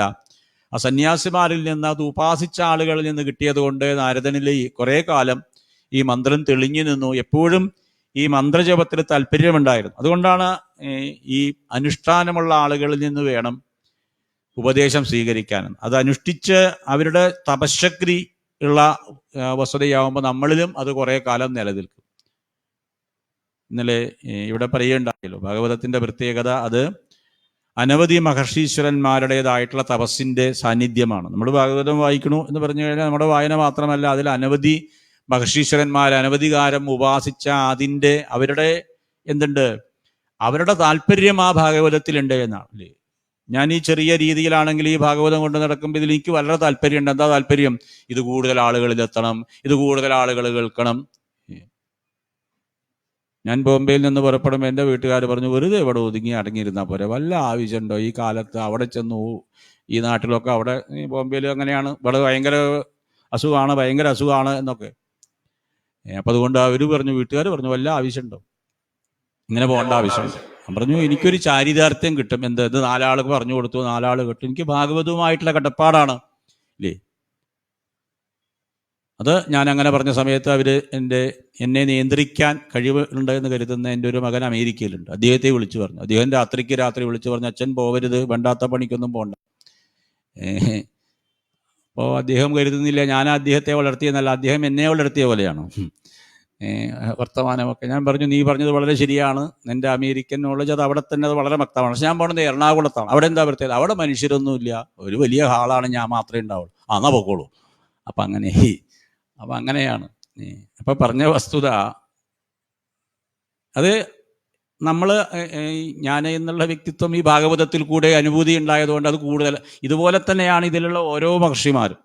ഞാൻ ഒരു ചെറിയൊരു വ്യക്തിത്വമാണ്, പക്ഷേ മഹത്തായ സനകാദി മഹർഷീശ്വരന്മാര്, നാരദ മഹർഷി, സൂത മഹർഷി, ശൗനക മഹർഷി, ഈ ഭാഗവതത്തിൽ 64 മഹർഷിമാർ ഉപാസിച്ചതായ പേരുകളുണ്ട്. ഇവരുടെയൊക്കെ തപസ്സിന്റെ, ഇവരുടെയൊക്കെ ആഗ്രഹം ഇത് ഉപാസിക്കുന്ന ആളുകൾക്ക് നല്ലതുണ്ടാവണം, ഇത് ഉപാസിക്കുന്ന ആളുകൾക്ക് ആ ഈശ്വരന്റെ അനുഭൂതി ഉണ്ടാവണം എന്നുള്ള അവരുടെ ആ എന്തെന്നില്ലാത്ത തീവ്രമായ ആഗ്രഹം, അത് ആണ് ഈ ഭാഗവതം നമ്മൾ എടുത്താൽ അത് നമ്മളെ വേണ്ട രീതിയിലേക്ക് കൊണ്ടുപോകും എന്ന് പറയാൻ കാരണം. നമ്മുടെ കഴിവ് കൊണ്ടല്ല, ആ മഹാത്മാക്കളുടെ കഴിവ്. അതുകൊണ്ടാണ് ഇവിടെയും ഈ ഉപാസനാ മന്ത്രം ആ സന്യാസിമാർ ഉപാസിച്ചത് കൊണ്ട് നാരദനില് ആ ഒരു മന്ത്രം കൊണ്ട് തന്നെ ആ ഈശ്വരാനുഭൂതി ഉണ്ടായി എന്നാണ്.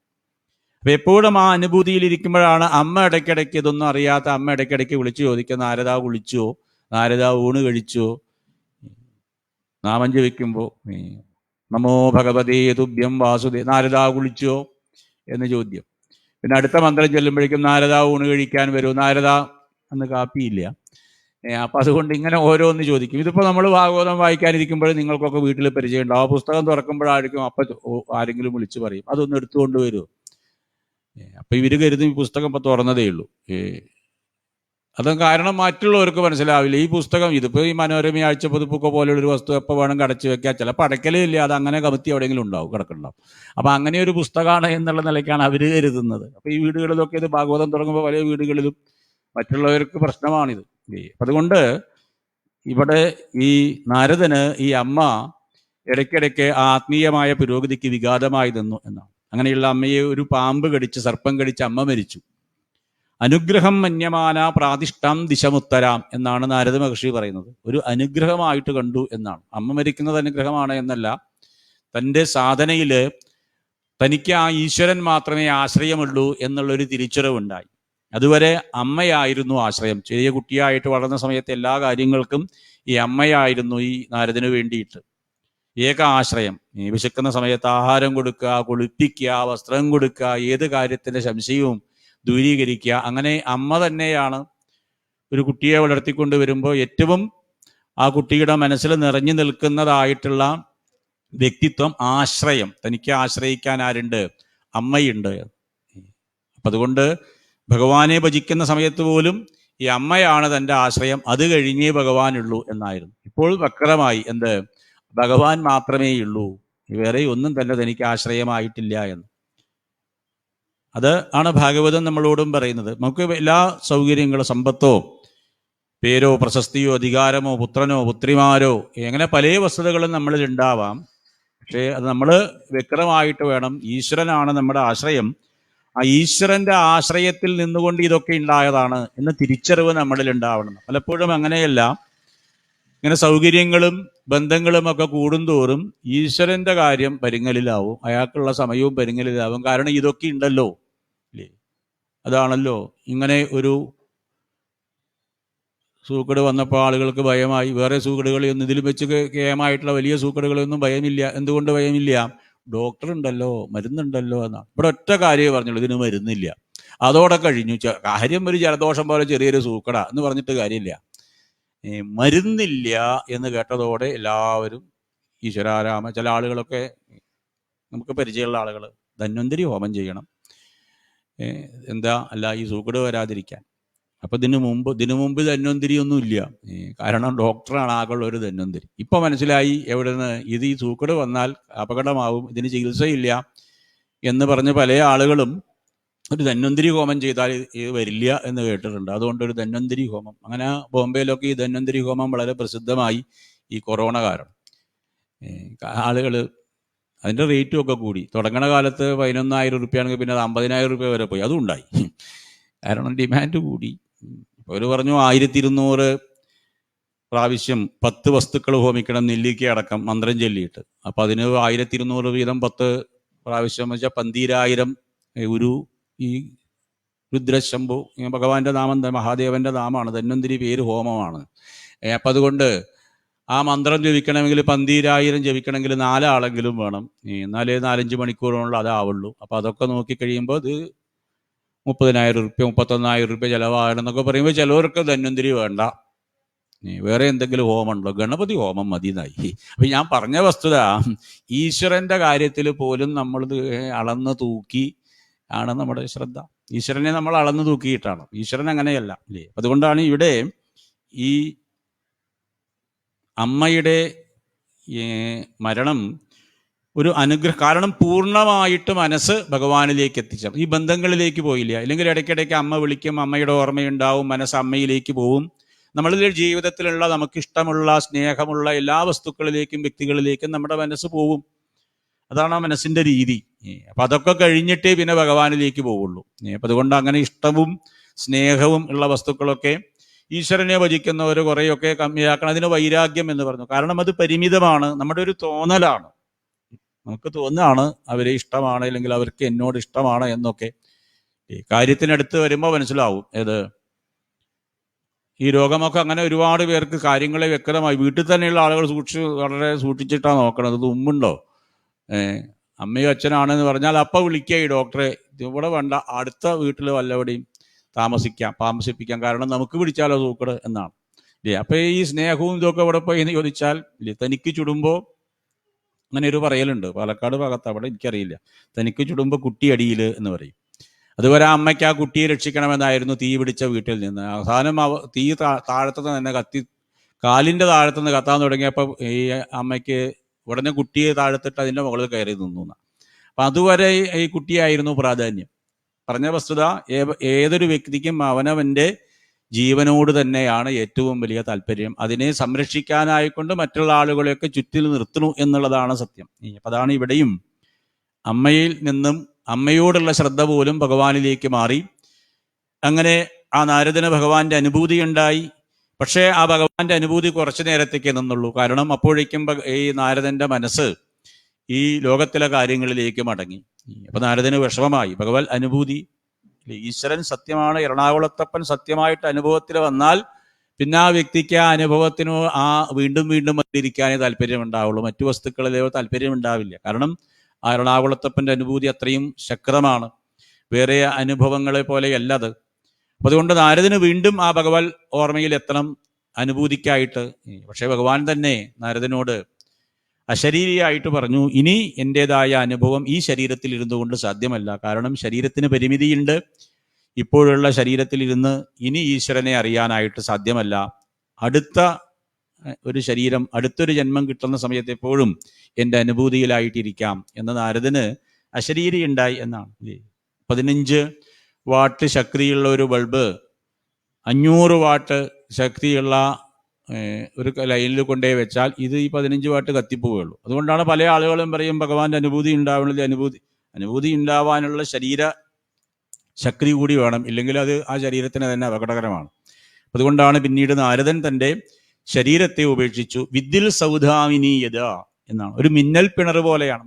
ഭാഗവതത്തിൽ നാരദൻ പറയുന്നുണ്ട്, ഞാൻ എങ്ങനെയാണ് ആ ശരീരം ഉപേക്ഷിച്ച് പുതിയ ഒരു ശരീരത്തിലേക്ക് വന്നത് എന്ന്. അത് കണ്ടുകൊണ്ട് സാക്ഷിഭാവത്തിൽ, ആ മരണത്തെ സാക്ഷിഭാവത്തിൽ കണ്ടുകൊണ്ട് നിൽക്കുന്ന വിവരണങ്ങൾ ഈ ഭാഗവതത്തിൽ തുടർച്ചയായിട്ട് കാണാം. പല മഹർഷിമാരും ശരീരം ഉപേക്ഷിക്കുന്ന രീതി, ശരീരമല്ല ഞാൻ എന്നുള്ള വ്യക്തത അവരിലുണ്ടായിരുന്നു. ഭീഷ്മ പിതാമഹന്റെ സ്തുതി വരുന്ന സമയത്ത് അവിടെയുണ്ട്, സഹ അന്ധശ്വാസോപാരമത്. ഇത് ഇത്രയും വ്യക്തമായിട്ട് പറയാൻ കഴിയുന്നത് എനിക്ക് യോഗം പഠിപ്പിച്ചിരുന്നതായ ഗുരുനാഥൻ, അദ്ദേഹം ഇങ്ങനെ ശരീരം ഉപേക്ഷിച്ചതാണ്. നേരത്തെ കൂട്ടി പറഞ്ഞ് പിന്നെ അദ്ദേഹത്തിന് ദത്തെടുത്ത ഒരു പുത്രനുണ്ടായാൽ ശരീരം ഉപേക്ഷിക്കും എന്ന് അദ്ദേഹം പറഞ്ഞിരുന്നു. അദ്ദേഹത്തിൻ്റെ ദത്തെടുത്ത പുത്രൻ പറഞ്ഞ പ്രകാരമാണ്. അദ്ദേഹത്തിന് 96 വയസ്സായി.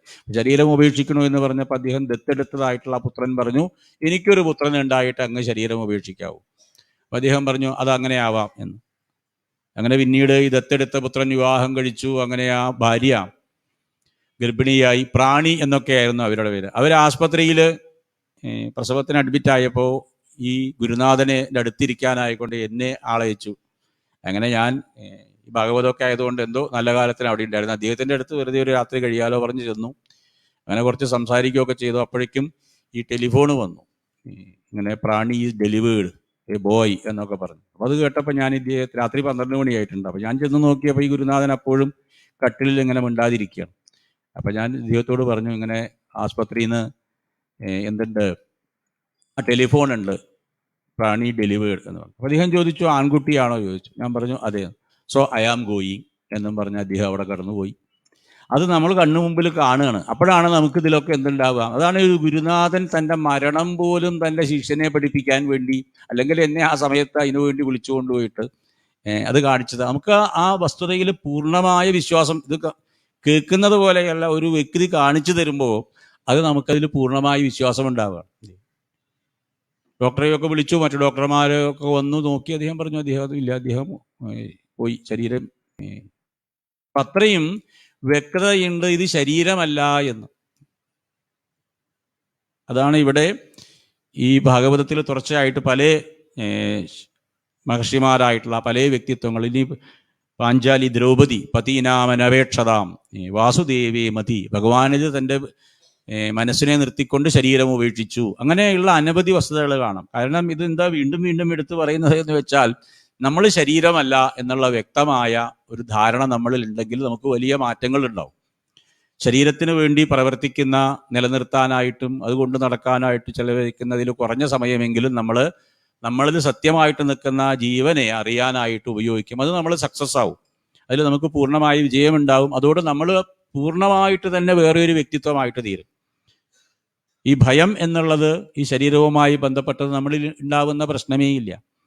അപ്പം അത് അങ്ങനെ ഒരു വസ്തുത സത്യമാണ് എന്ന് നമ്മളിൽ ആദ്യം, അതുകൊണ്ടാണ് ഈ ഭാഗവതത്തിൽ തുടക്കത്തിലെ ആദ്യത്തെ സ്കന്ധം പൂർണ്ണമായിട്ട് ഈ ഭയവിമുക്തിക്ക് വേണ്ടി പറഞ്ഞ വസ്തുതയായിരുന്നു. അങ്ങനെ നാരദൻ പിന്നീട് ആ വസ്തുത തന്നെ ഈ വ്യാസമഹർഷിയോട് പറഞ്ഞു.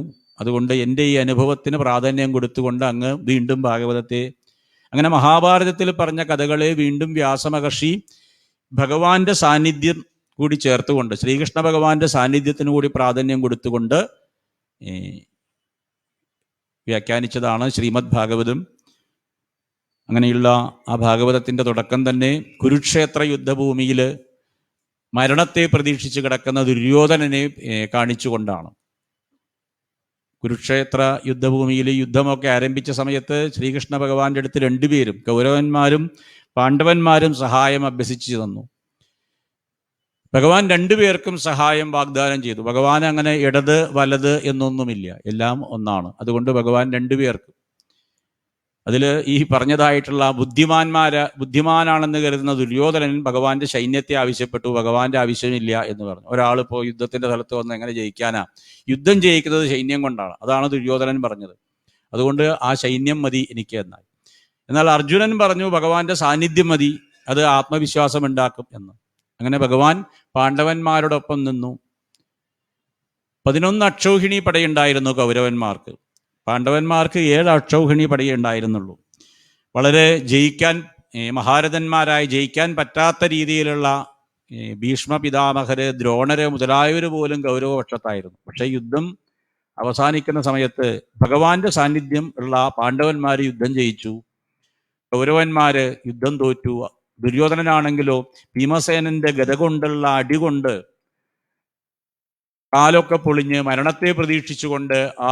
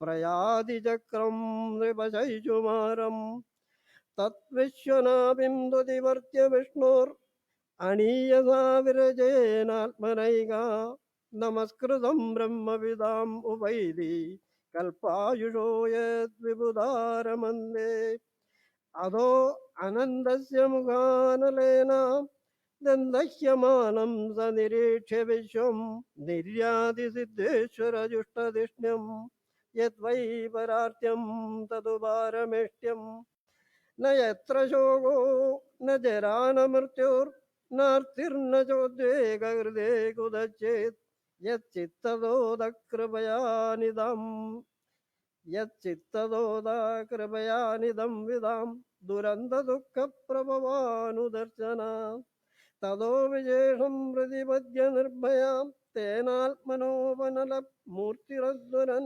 ജ്യോതിർമയോ വായുമുപേത്യകാലേ വായുആത്മനാകം ബൃഹദാത്മലിംഗം ഘ്രാണേന ഗന്ധം രസനേന വൈരസം രൂപം ദുർഷ്ട്യാ ശ്വസനം ത്വജൈവ ശ്രോത്രേണ ചോഭ്യേതനഭോ ഗുണത്വം പ്രാണേന ജാഗൂതിമുപൈതി യോഗി സഭൂതസൂക്ഷ്മേന്ദ്രിയ സന്നികർഷം മനോമയം ദേവമയം വികാര്യം സംസാദ്യഗത്യാ സഹതേന യാതി വിജ്ഞാനതത്വം ഗുണസന്നിരോധം തേനാത്മനാത്മാനമുപൈതി ശാന്തം ആനന്ദമാനന്ദമയോവസാനേ യേതാ ഗതി ഭാഗവതിം ഗതോ യാ സ വൈ പുനർനേഹ വിഷജ്യതേംഗ ഏതേ ശ്രുതീതേ നൃപതേത ഗീതേ ത്വയാ വിപൃഷ്ടേഹ സനാതനേ ച യേ വൈ പുരാ ബ്രഹ്മണ ആഹപൃഷ്ടാരാധിതോ ഭഗവാൻ വാസുദേവ ന ഹതോന്യ ശിവപന്ഥാ വിശദഃ സംധൃതൗ ഇഹ വാസുദേവേ ഭഗവതി ഭക്തിയോഗോ യദോ ഭവേത് ഭഗവാൻ ബ്രഹ്മകാജ്ഞേനാത്രിർ അന്വേഷമനീഷയാ തദ്ധ്യവസ്യത് കൂടസ്ഥോരിതിരാത്മന്യതോ ഭവേത് ഭഗവാൻ സർവഭൂതേഷു രക്ഷിതസ്വാത്മനാ ഹരി ദൃശ്യൈർബുദ്ധ്യാദിഭിർദൃഷ്ടാലക്ഷണൈ അനുമാപകൈ തസ്മാത് സർവാത്മനാ രാജൻ ഹരി സർവത്ര സർവദാ ശ്രോതവ്യകീർത്തിതവ്യജ സ്മർത്തവ്യോ ഭഗവാൻ നൃണം പിബന്തി യേ ഭഗവതാത്മനഃ സദാം കഥാമൃതം ശ്രവണപുടേഷു സംവൃതം പുനന്തി തേ വിഷയദ്വിദൂഷിതാശയം വ്രജന്തി തച്ചരണധരോരുഹാന്തികം. ഇത് ശ്രീമദ്ഭാഗവതേ മഹാപുരാണേ പാരമഹംസ്യാം സംഹിതായാം ദ്വിതീയസ്കന്ധേ സ്ഥൂലധ്യാനനിരൂപണം നാമാദ്വിതീയോധ്യായഃ. സർവത്ര ഗോവിന്ദനാമസങ്കീർത്തനം ഗോവിന്ദ ഗോവിന്ദ. സൂര്യസ്പർദ്ധികിരീടമൂർധ്വതിലകപ്രോദ്ഭാസി ബാലാന്തരം കാരുണ്യാകുലനേത്രമാർദ്രഹസിതോല്ലാസം സുനാസാപുടം ഗണ്ഡോദ്യന്മകരാപകുണ്ടലയുഗം കണ്ടോജ്വലത്കൗസ്തുഭം തുദ്രൂപം വനമാല്യഹാരപടല ശ്രീവത്സദീപ്രം ഭജേ. സർവത്ര ഗോവിന്ദനാമസങ്കീർത്തനം ഗോവിന്ദ ഗോവിന്ദ. ഇത് യൂട്യൂബിൽ ഫേസ്ബുക്കിലൊക്കെ ആയിട്ട് ശ്രവിക്കുന്ന ആളുകളുടെ അറിവിനായിക്കൊണ്ട് പറയുകയാണ്. ഇവിടെ കറണ്ട് പോയതുകൊണ്ടാണ് കുറച്ച് നേരം ഇത് നിങ്ങൾക്ക് കിട്ടാതിരുന്നത്. ഇപ്പോൾ കറണ്ട് പോയാൽ ഇടയ്ക്ക് ഇത് നിങ്ങൾക്ക് വീട്ടിലിരുന്ന് കേൾക്കാനായിട്ട് പറ്റില്ല. അപ്പം നിങ്ങളുടെ വീട്ടിൽ കറണ്ട് ഉണ്ടെങ്കിലും എറണാകുളത്തപ്പൻ്റെ ഇവിടെ കറണ്ട് പോകരുതേ എന്ന് നിങ്ങളും കൂടി ഒന്ന് പ്രാർത്ഥിക്കുക. അത് ആവട്ടെ എന്ന് പറഞ്ഞു.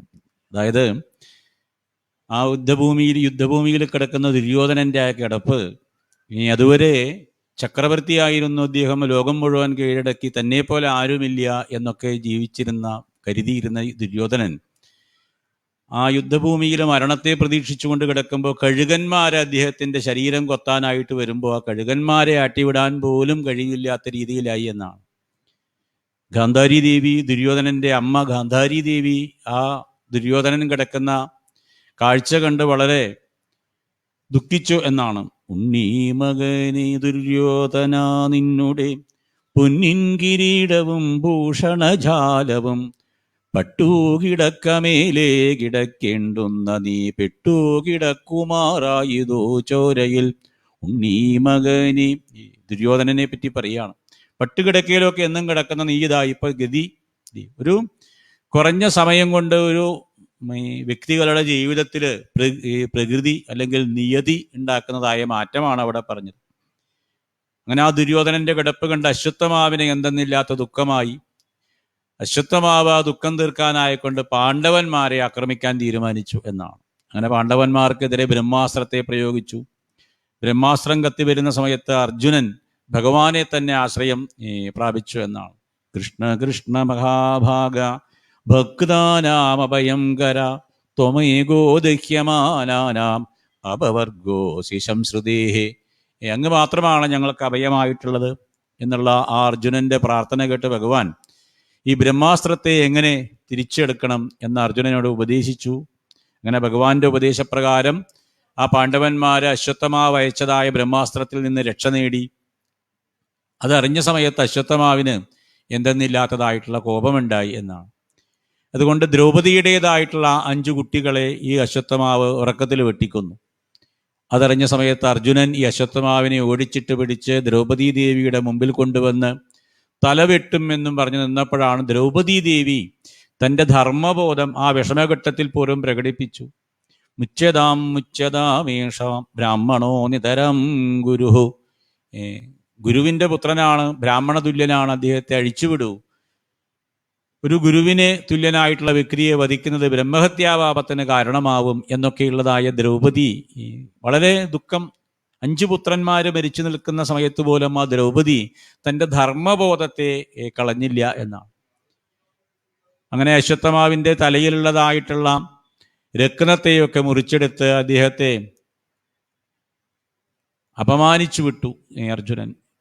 വീണ്ടും അശ്വത്ഥമാവ് പ്രതികാര ബുദ്ധിയോടുകൂടി ഉത്തരാദേവിയുടെ ഗർഭത്തിൽ പരീക്ഷിത്തായിട്ട് ജനിക്കാൻ പോകുന്ന കുഞ്ഞിനെ നശിപ്പിക്കാനായിക്കൊണ്ട് ബ്രഹ്മാസ്ത്രം പ്രയോഗിച്ചു എന്നാണ്. അങ്ങനെ തൻ്റെ നേർക്ക് കത്തിക്കാളി വരുന്നതായിട്ടുള്ള ബ്രഹ്മാസ്ത്രം കണ്ട സമയത്ത് ഉത്തരാദേവി ഭഗവാനെ തന്നെ അഭയം പ്രാപിച്ചു. പാഹി പാഹി മഹായോഗിൻ ദേവദേവാ ജഗൽപദേ നാന്യം തദഭയം പശ്യേയത്ര മൃത്യുഃ പരസ്പരം അഭിദ്രവതി മാമീശ ശരത്തപ്തായസോ വിഭോ കാമം ദഹതു മാം നാദ മാമേ ഗർഭോ നിപാത്യതാം. പാഹി പാഹി മഹായോഗിൻ ദേവദേവാ ജഗത്പദേ. ആ ഉത്തരാദേവിയുടെ ആ പ്രാർത്ഥന കേട്ട് ഭഗവാൻ തൻ്റെ ശരീരം വളരെ ചെറുതാക്കി അങ്കുഷ്ടമാത്രം അമലം എന്നാണ്, ഒരു തള്ളവിരലിൻ്റെ രൂപത്തിലായിക്കൊണ്ട് പരീക്ഷത്തിന് ദർശനത്തെ കൊടുത്തു. ഗർഭസ്ഥ ശിശുവായ പരീക്ഷിത്ത് ഭഗവാനെ ആ സമയത്ത് തന്നെ ദർശനമുണ്ടായി എന്നാണ്. അങ്ങനെ പരീക്ഷത്തിന് ഗർഭസ്ഥ ശിശുവായിരിക്കുമ്പോൾ തന്നെ ഭഗവാൻ രക്ഷിച്ചു. ഭഗവാൻ പിന്നീട് ദ്വാരകയിലേക്ക് തിരിച്ചു പോവാൻ ചെല്ലുമ്പോഴാണ് കുന്തിദേവി അവിടെ ഭഗവാന്റെ പദങ്ങളിൽ വീണ് നമസ്കരിച്ച് ഭഗവാനെ സ്തുതിക്കുന്നുണ്ട്. കുന്തിദേവിക്ക് അതുവരെ ഈ കുരുക്ഷേത്ര യുദ്ധം തുടങ്ങുന്നത് വരെ ഭഗവാൻ തൻ്റെ സഹോദരന്റെ പുത്രനായിരുന്നു. കുന്തിദേവിയുടെ സഹോദരനാണ് ശ്രീകൃഷ്ണ ഭഗവാന്റെ അച്ഛനായിട്ടുള്ള വസുദേവർ. അപ്പൊ പാണ്ഡവന്മാർക്ക് അമ്മാവന്റെ മകൻ എന്ന ഭാവമായിരുന്നു ഈ ശ്രീകൃഷ്ണനോട്. കുന്തിദേവിക്കാണെങ്കിലും തൻ്റെ സഹോദരന്റെ പുത്രൻ എന്നുള്ള നിലയ്ക്ക്.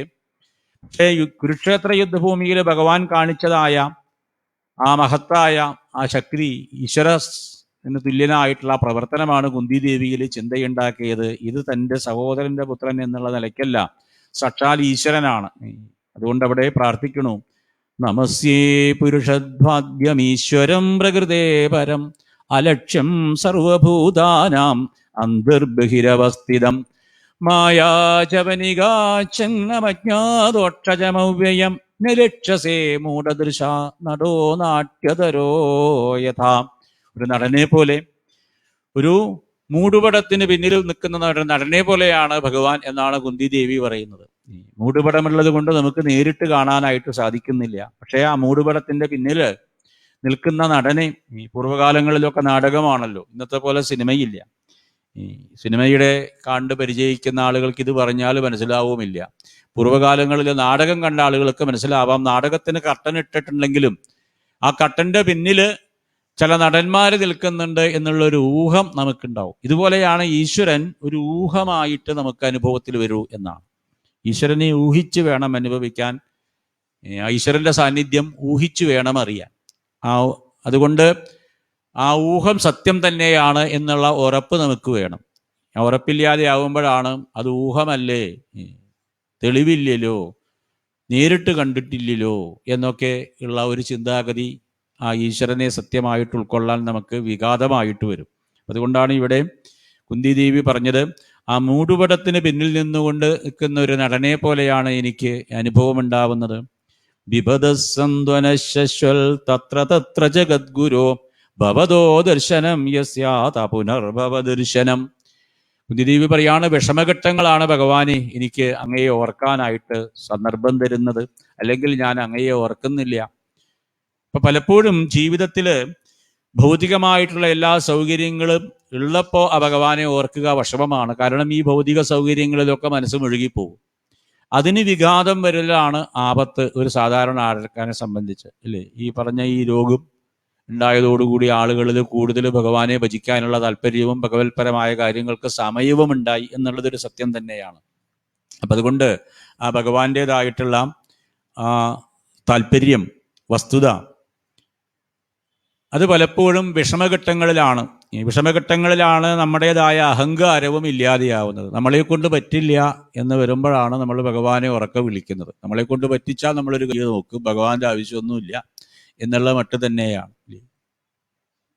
ഇവിടേക്ക് ക്ഷേത്രത്തിലേക്ക് വരുന്ന സമയത്ത്, പുറപ്പെട്ട സമയത്ത് ബസ്സില്ല, ഓട്ടോറിക്ഷയും കിട്ടാനില്ല എന്ന് പറയുമ്പോഴാണ് എറണാകുളത്തപ്പം ഒരു ഓട്ടോക്കാരനെങ്കിൽ ഇവിടെ, അപ്പോൾ ഓട്ടോറിക്ഷയ്ക്ക് പോലും എറണാകുളത്തപ്പം വേണം, അല്ലെങ്കിൽ എറണാകുളത്തപ്പൻ്റെ ആവശ്യമൊന്നുമില്ല, ഞാനൊരു കൈ നോക്കിയേക്കാം എന്നുള്ള ഭാവമാണ്. അപ്പം അതുകൊണ്ടാണ് ഇവിടെ കുന്തിദേവി പറഞ്ഞത്, വിപത്ത് വരണമെന്നല്ല, അഹങ്കാരമില്ലാതിരിക്കണം ഭഗവാനെ അറിയാൻ എന്നാണ്. നമ്മളെല്ലാം അഹങ്കാരം നിറഞ്ഞു നിൽക്കുമ്പോൾ ആ ഈശ്വരാകാരം നമുക്ക് അനുഭവവേദ്യമാവില്ല. അപ്പം എപ്പോഴും എന്ത് വേണം?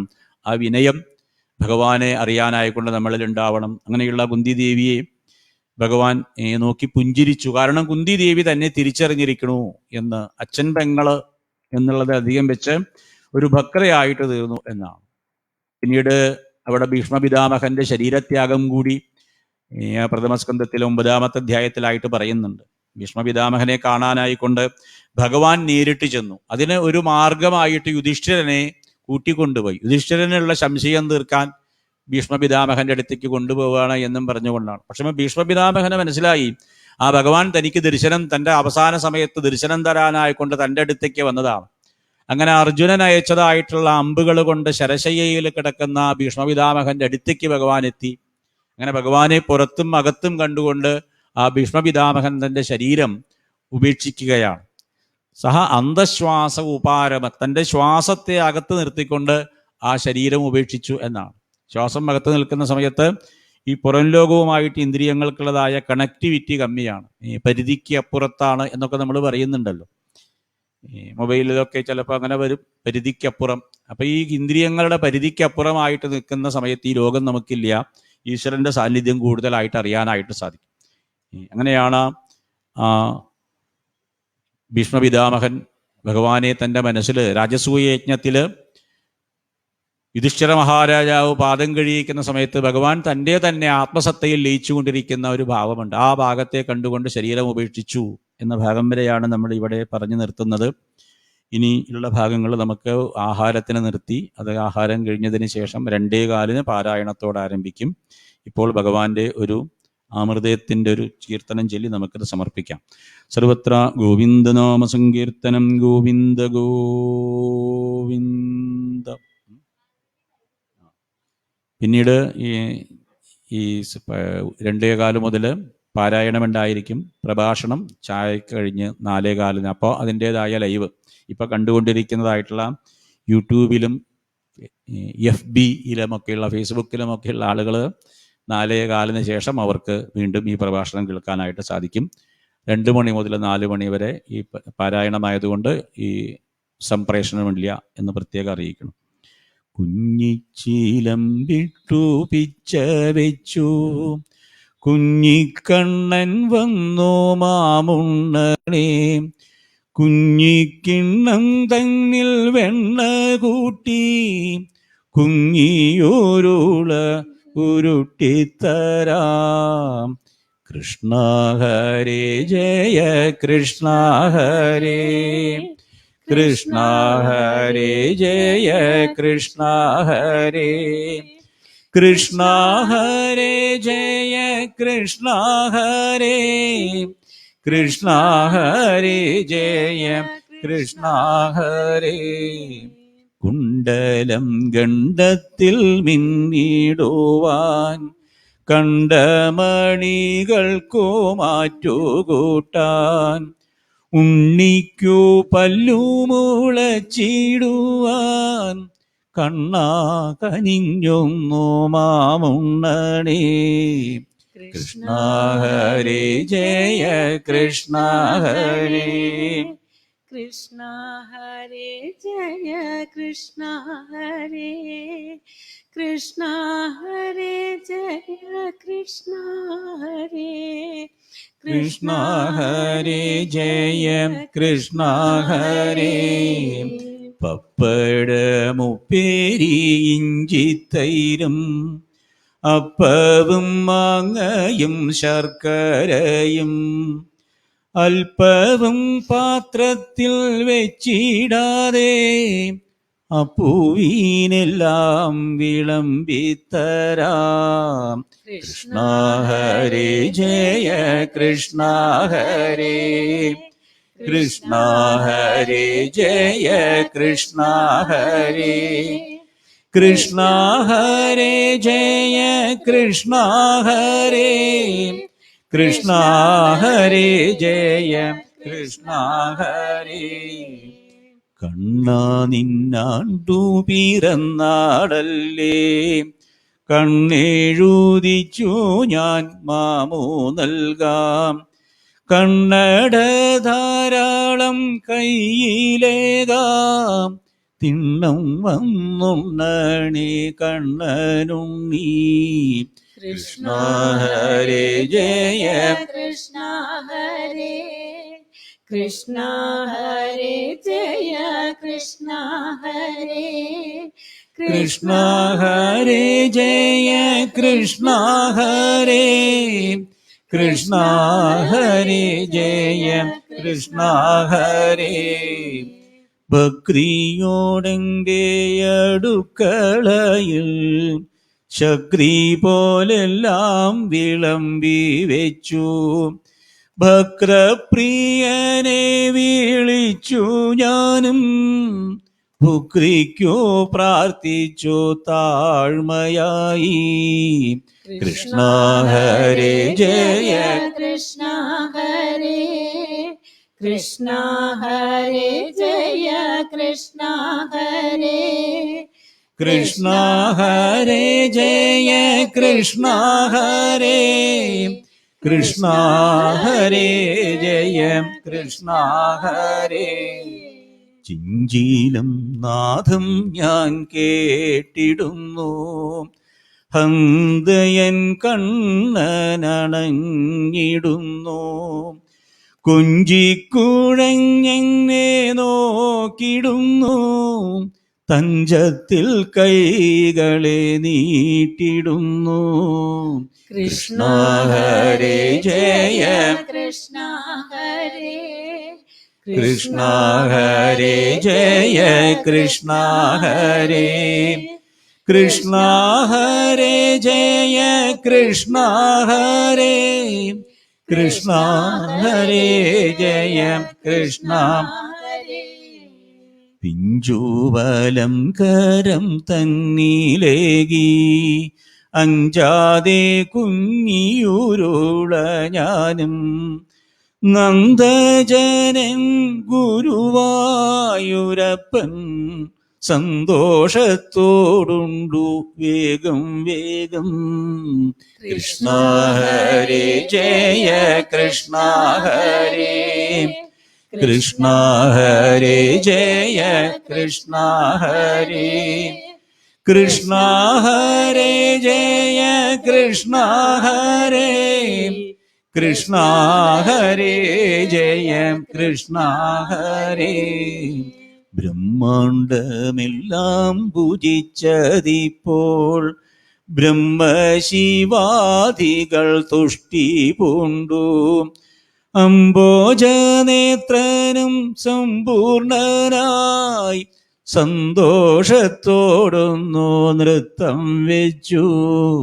കൃഷ്ണ ഹരേ ജയ കൃഷ്ണ ഹരേ കൃഷ്ണ ഹരേ ജയ കൃഷ്ണ ഹരേ കൃഷ്ണ ഹരേ ജയ കൃഷ്ണ ഹരേ കൃഷ്ണ ഹരേ ജയ കൃഷ്ണ ഹരേ. ആ പിഞ്ചു കൈത്തലം നീട്ടി എന്നെ ചിൽപ്പൂമാൻ മെല്ലെ അനുഗ്രഹിച്ചു. അച്യുതപാദം പിടിച്ചു ഞാനും അല്പം തിരുനാമമുച്ചരിച്ചു. കൃഷ്ണ ഹരേ ജയ കൃഷ്ണ ഹരേ കൃഷ്ണ ഹരേ ജയ കൃഷ്ണ ഹരേ കൃഷ്ണ ഹരേ ജയ കൃഷ്ണ ഹരേ കൃഷ്ണ ഹരേ ജയ കൃഷ്ണ ഹരേ. സർവത്ര ഗോവിന്ദനാമ സങ്കീർത്തനം. ഗോവിന്ദ ഗോവിന്ദ. രാധാരമണ മുകുന്ദ മുരാരേ ശരണം മേധവ ചരണയുഗം.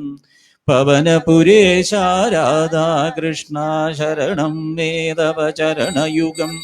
ദേവി മഹേശ്വരി പാർവതി ശങ്കരി ശരണം മേധവ ചരണയുഗം. സാംബ സദാശിവ ശംഭോ ശങ്കര ശരണം മേ തവ ചരണയുഗം. ഹരിഹരപുത്രാശ്രിതവത്സല ശരണം മേ തവ ചരണയുഗം. മൂഷികവാഹന മോദകഹസ്ത ശരണം മേ തവ ചരണയുഗം. ചോറ്റാനിക്കര വാഴും ദേവി ശരണം മേ തവ ചരണയുഗം. ശ്രീഭുവനേശ്വരി രാജരാജേശ്വരി ശരണം മേ തവ ചരണയുഗം. രാധാരമണ മുകുന്ദ മുരാരേ ശരണം മേ തവ ചരണയുഗം. രാധാകൃഷ്ണ മുകുന്ദ മുരാരേ ശരണം മേ തവ ചരണയുഗം. സർവത്ര ഗോവിന്ദനാമ സങ്കീർത്തനം. ഗോവിന്ദ ഗോവിന്ദ. നമ്മൾ ഈ ഭാഗം ഇവിടെ സമർപ്പിക്കുകയാണ്. ഉച്ചയ്ക്ക് വീണ്ടും 2:15 പാരായണത്തോടെ ആരംഭിക്കും. വൈകുന്നേരം 5:30 വരാഹമൂർത്തിയുടെ അവതാര ഭാഗം നമ്മൾ വായിച്ച് സമർപ്പിക്കുന്നതാണ്. സർവത്ര ഗോവിന്ദനാമ സങ്കീർത്തനം. ഗോവിന്ദ ഗോവിന്ദ.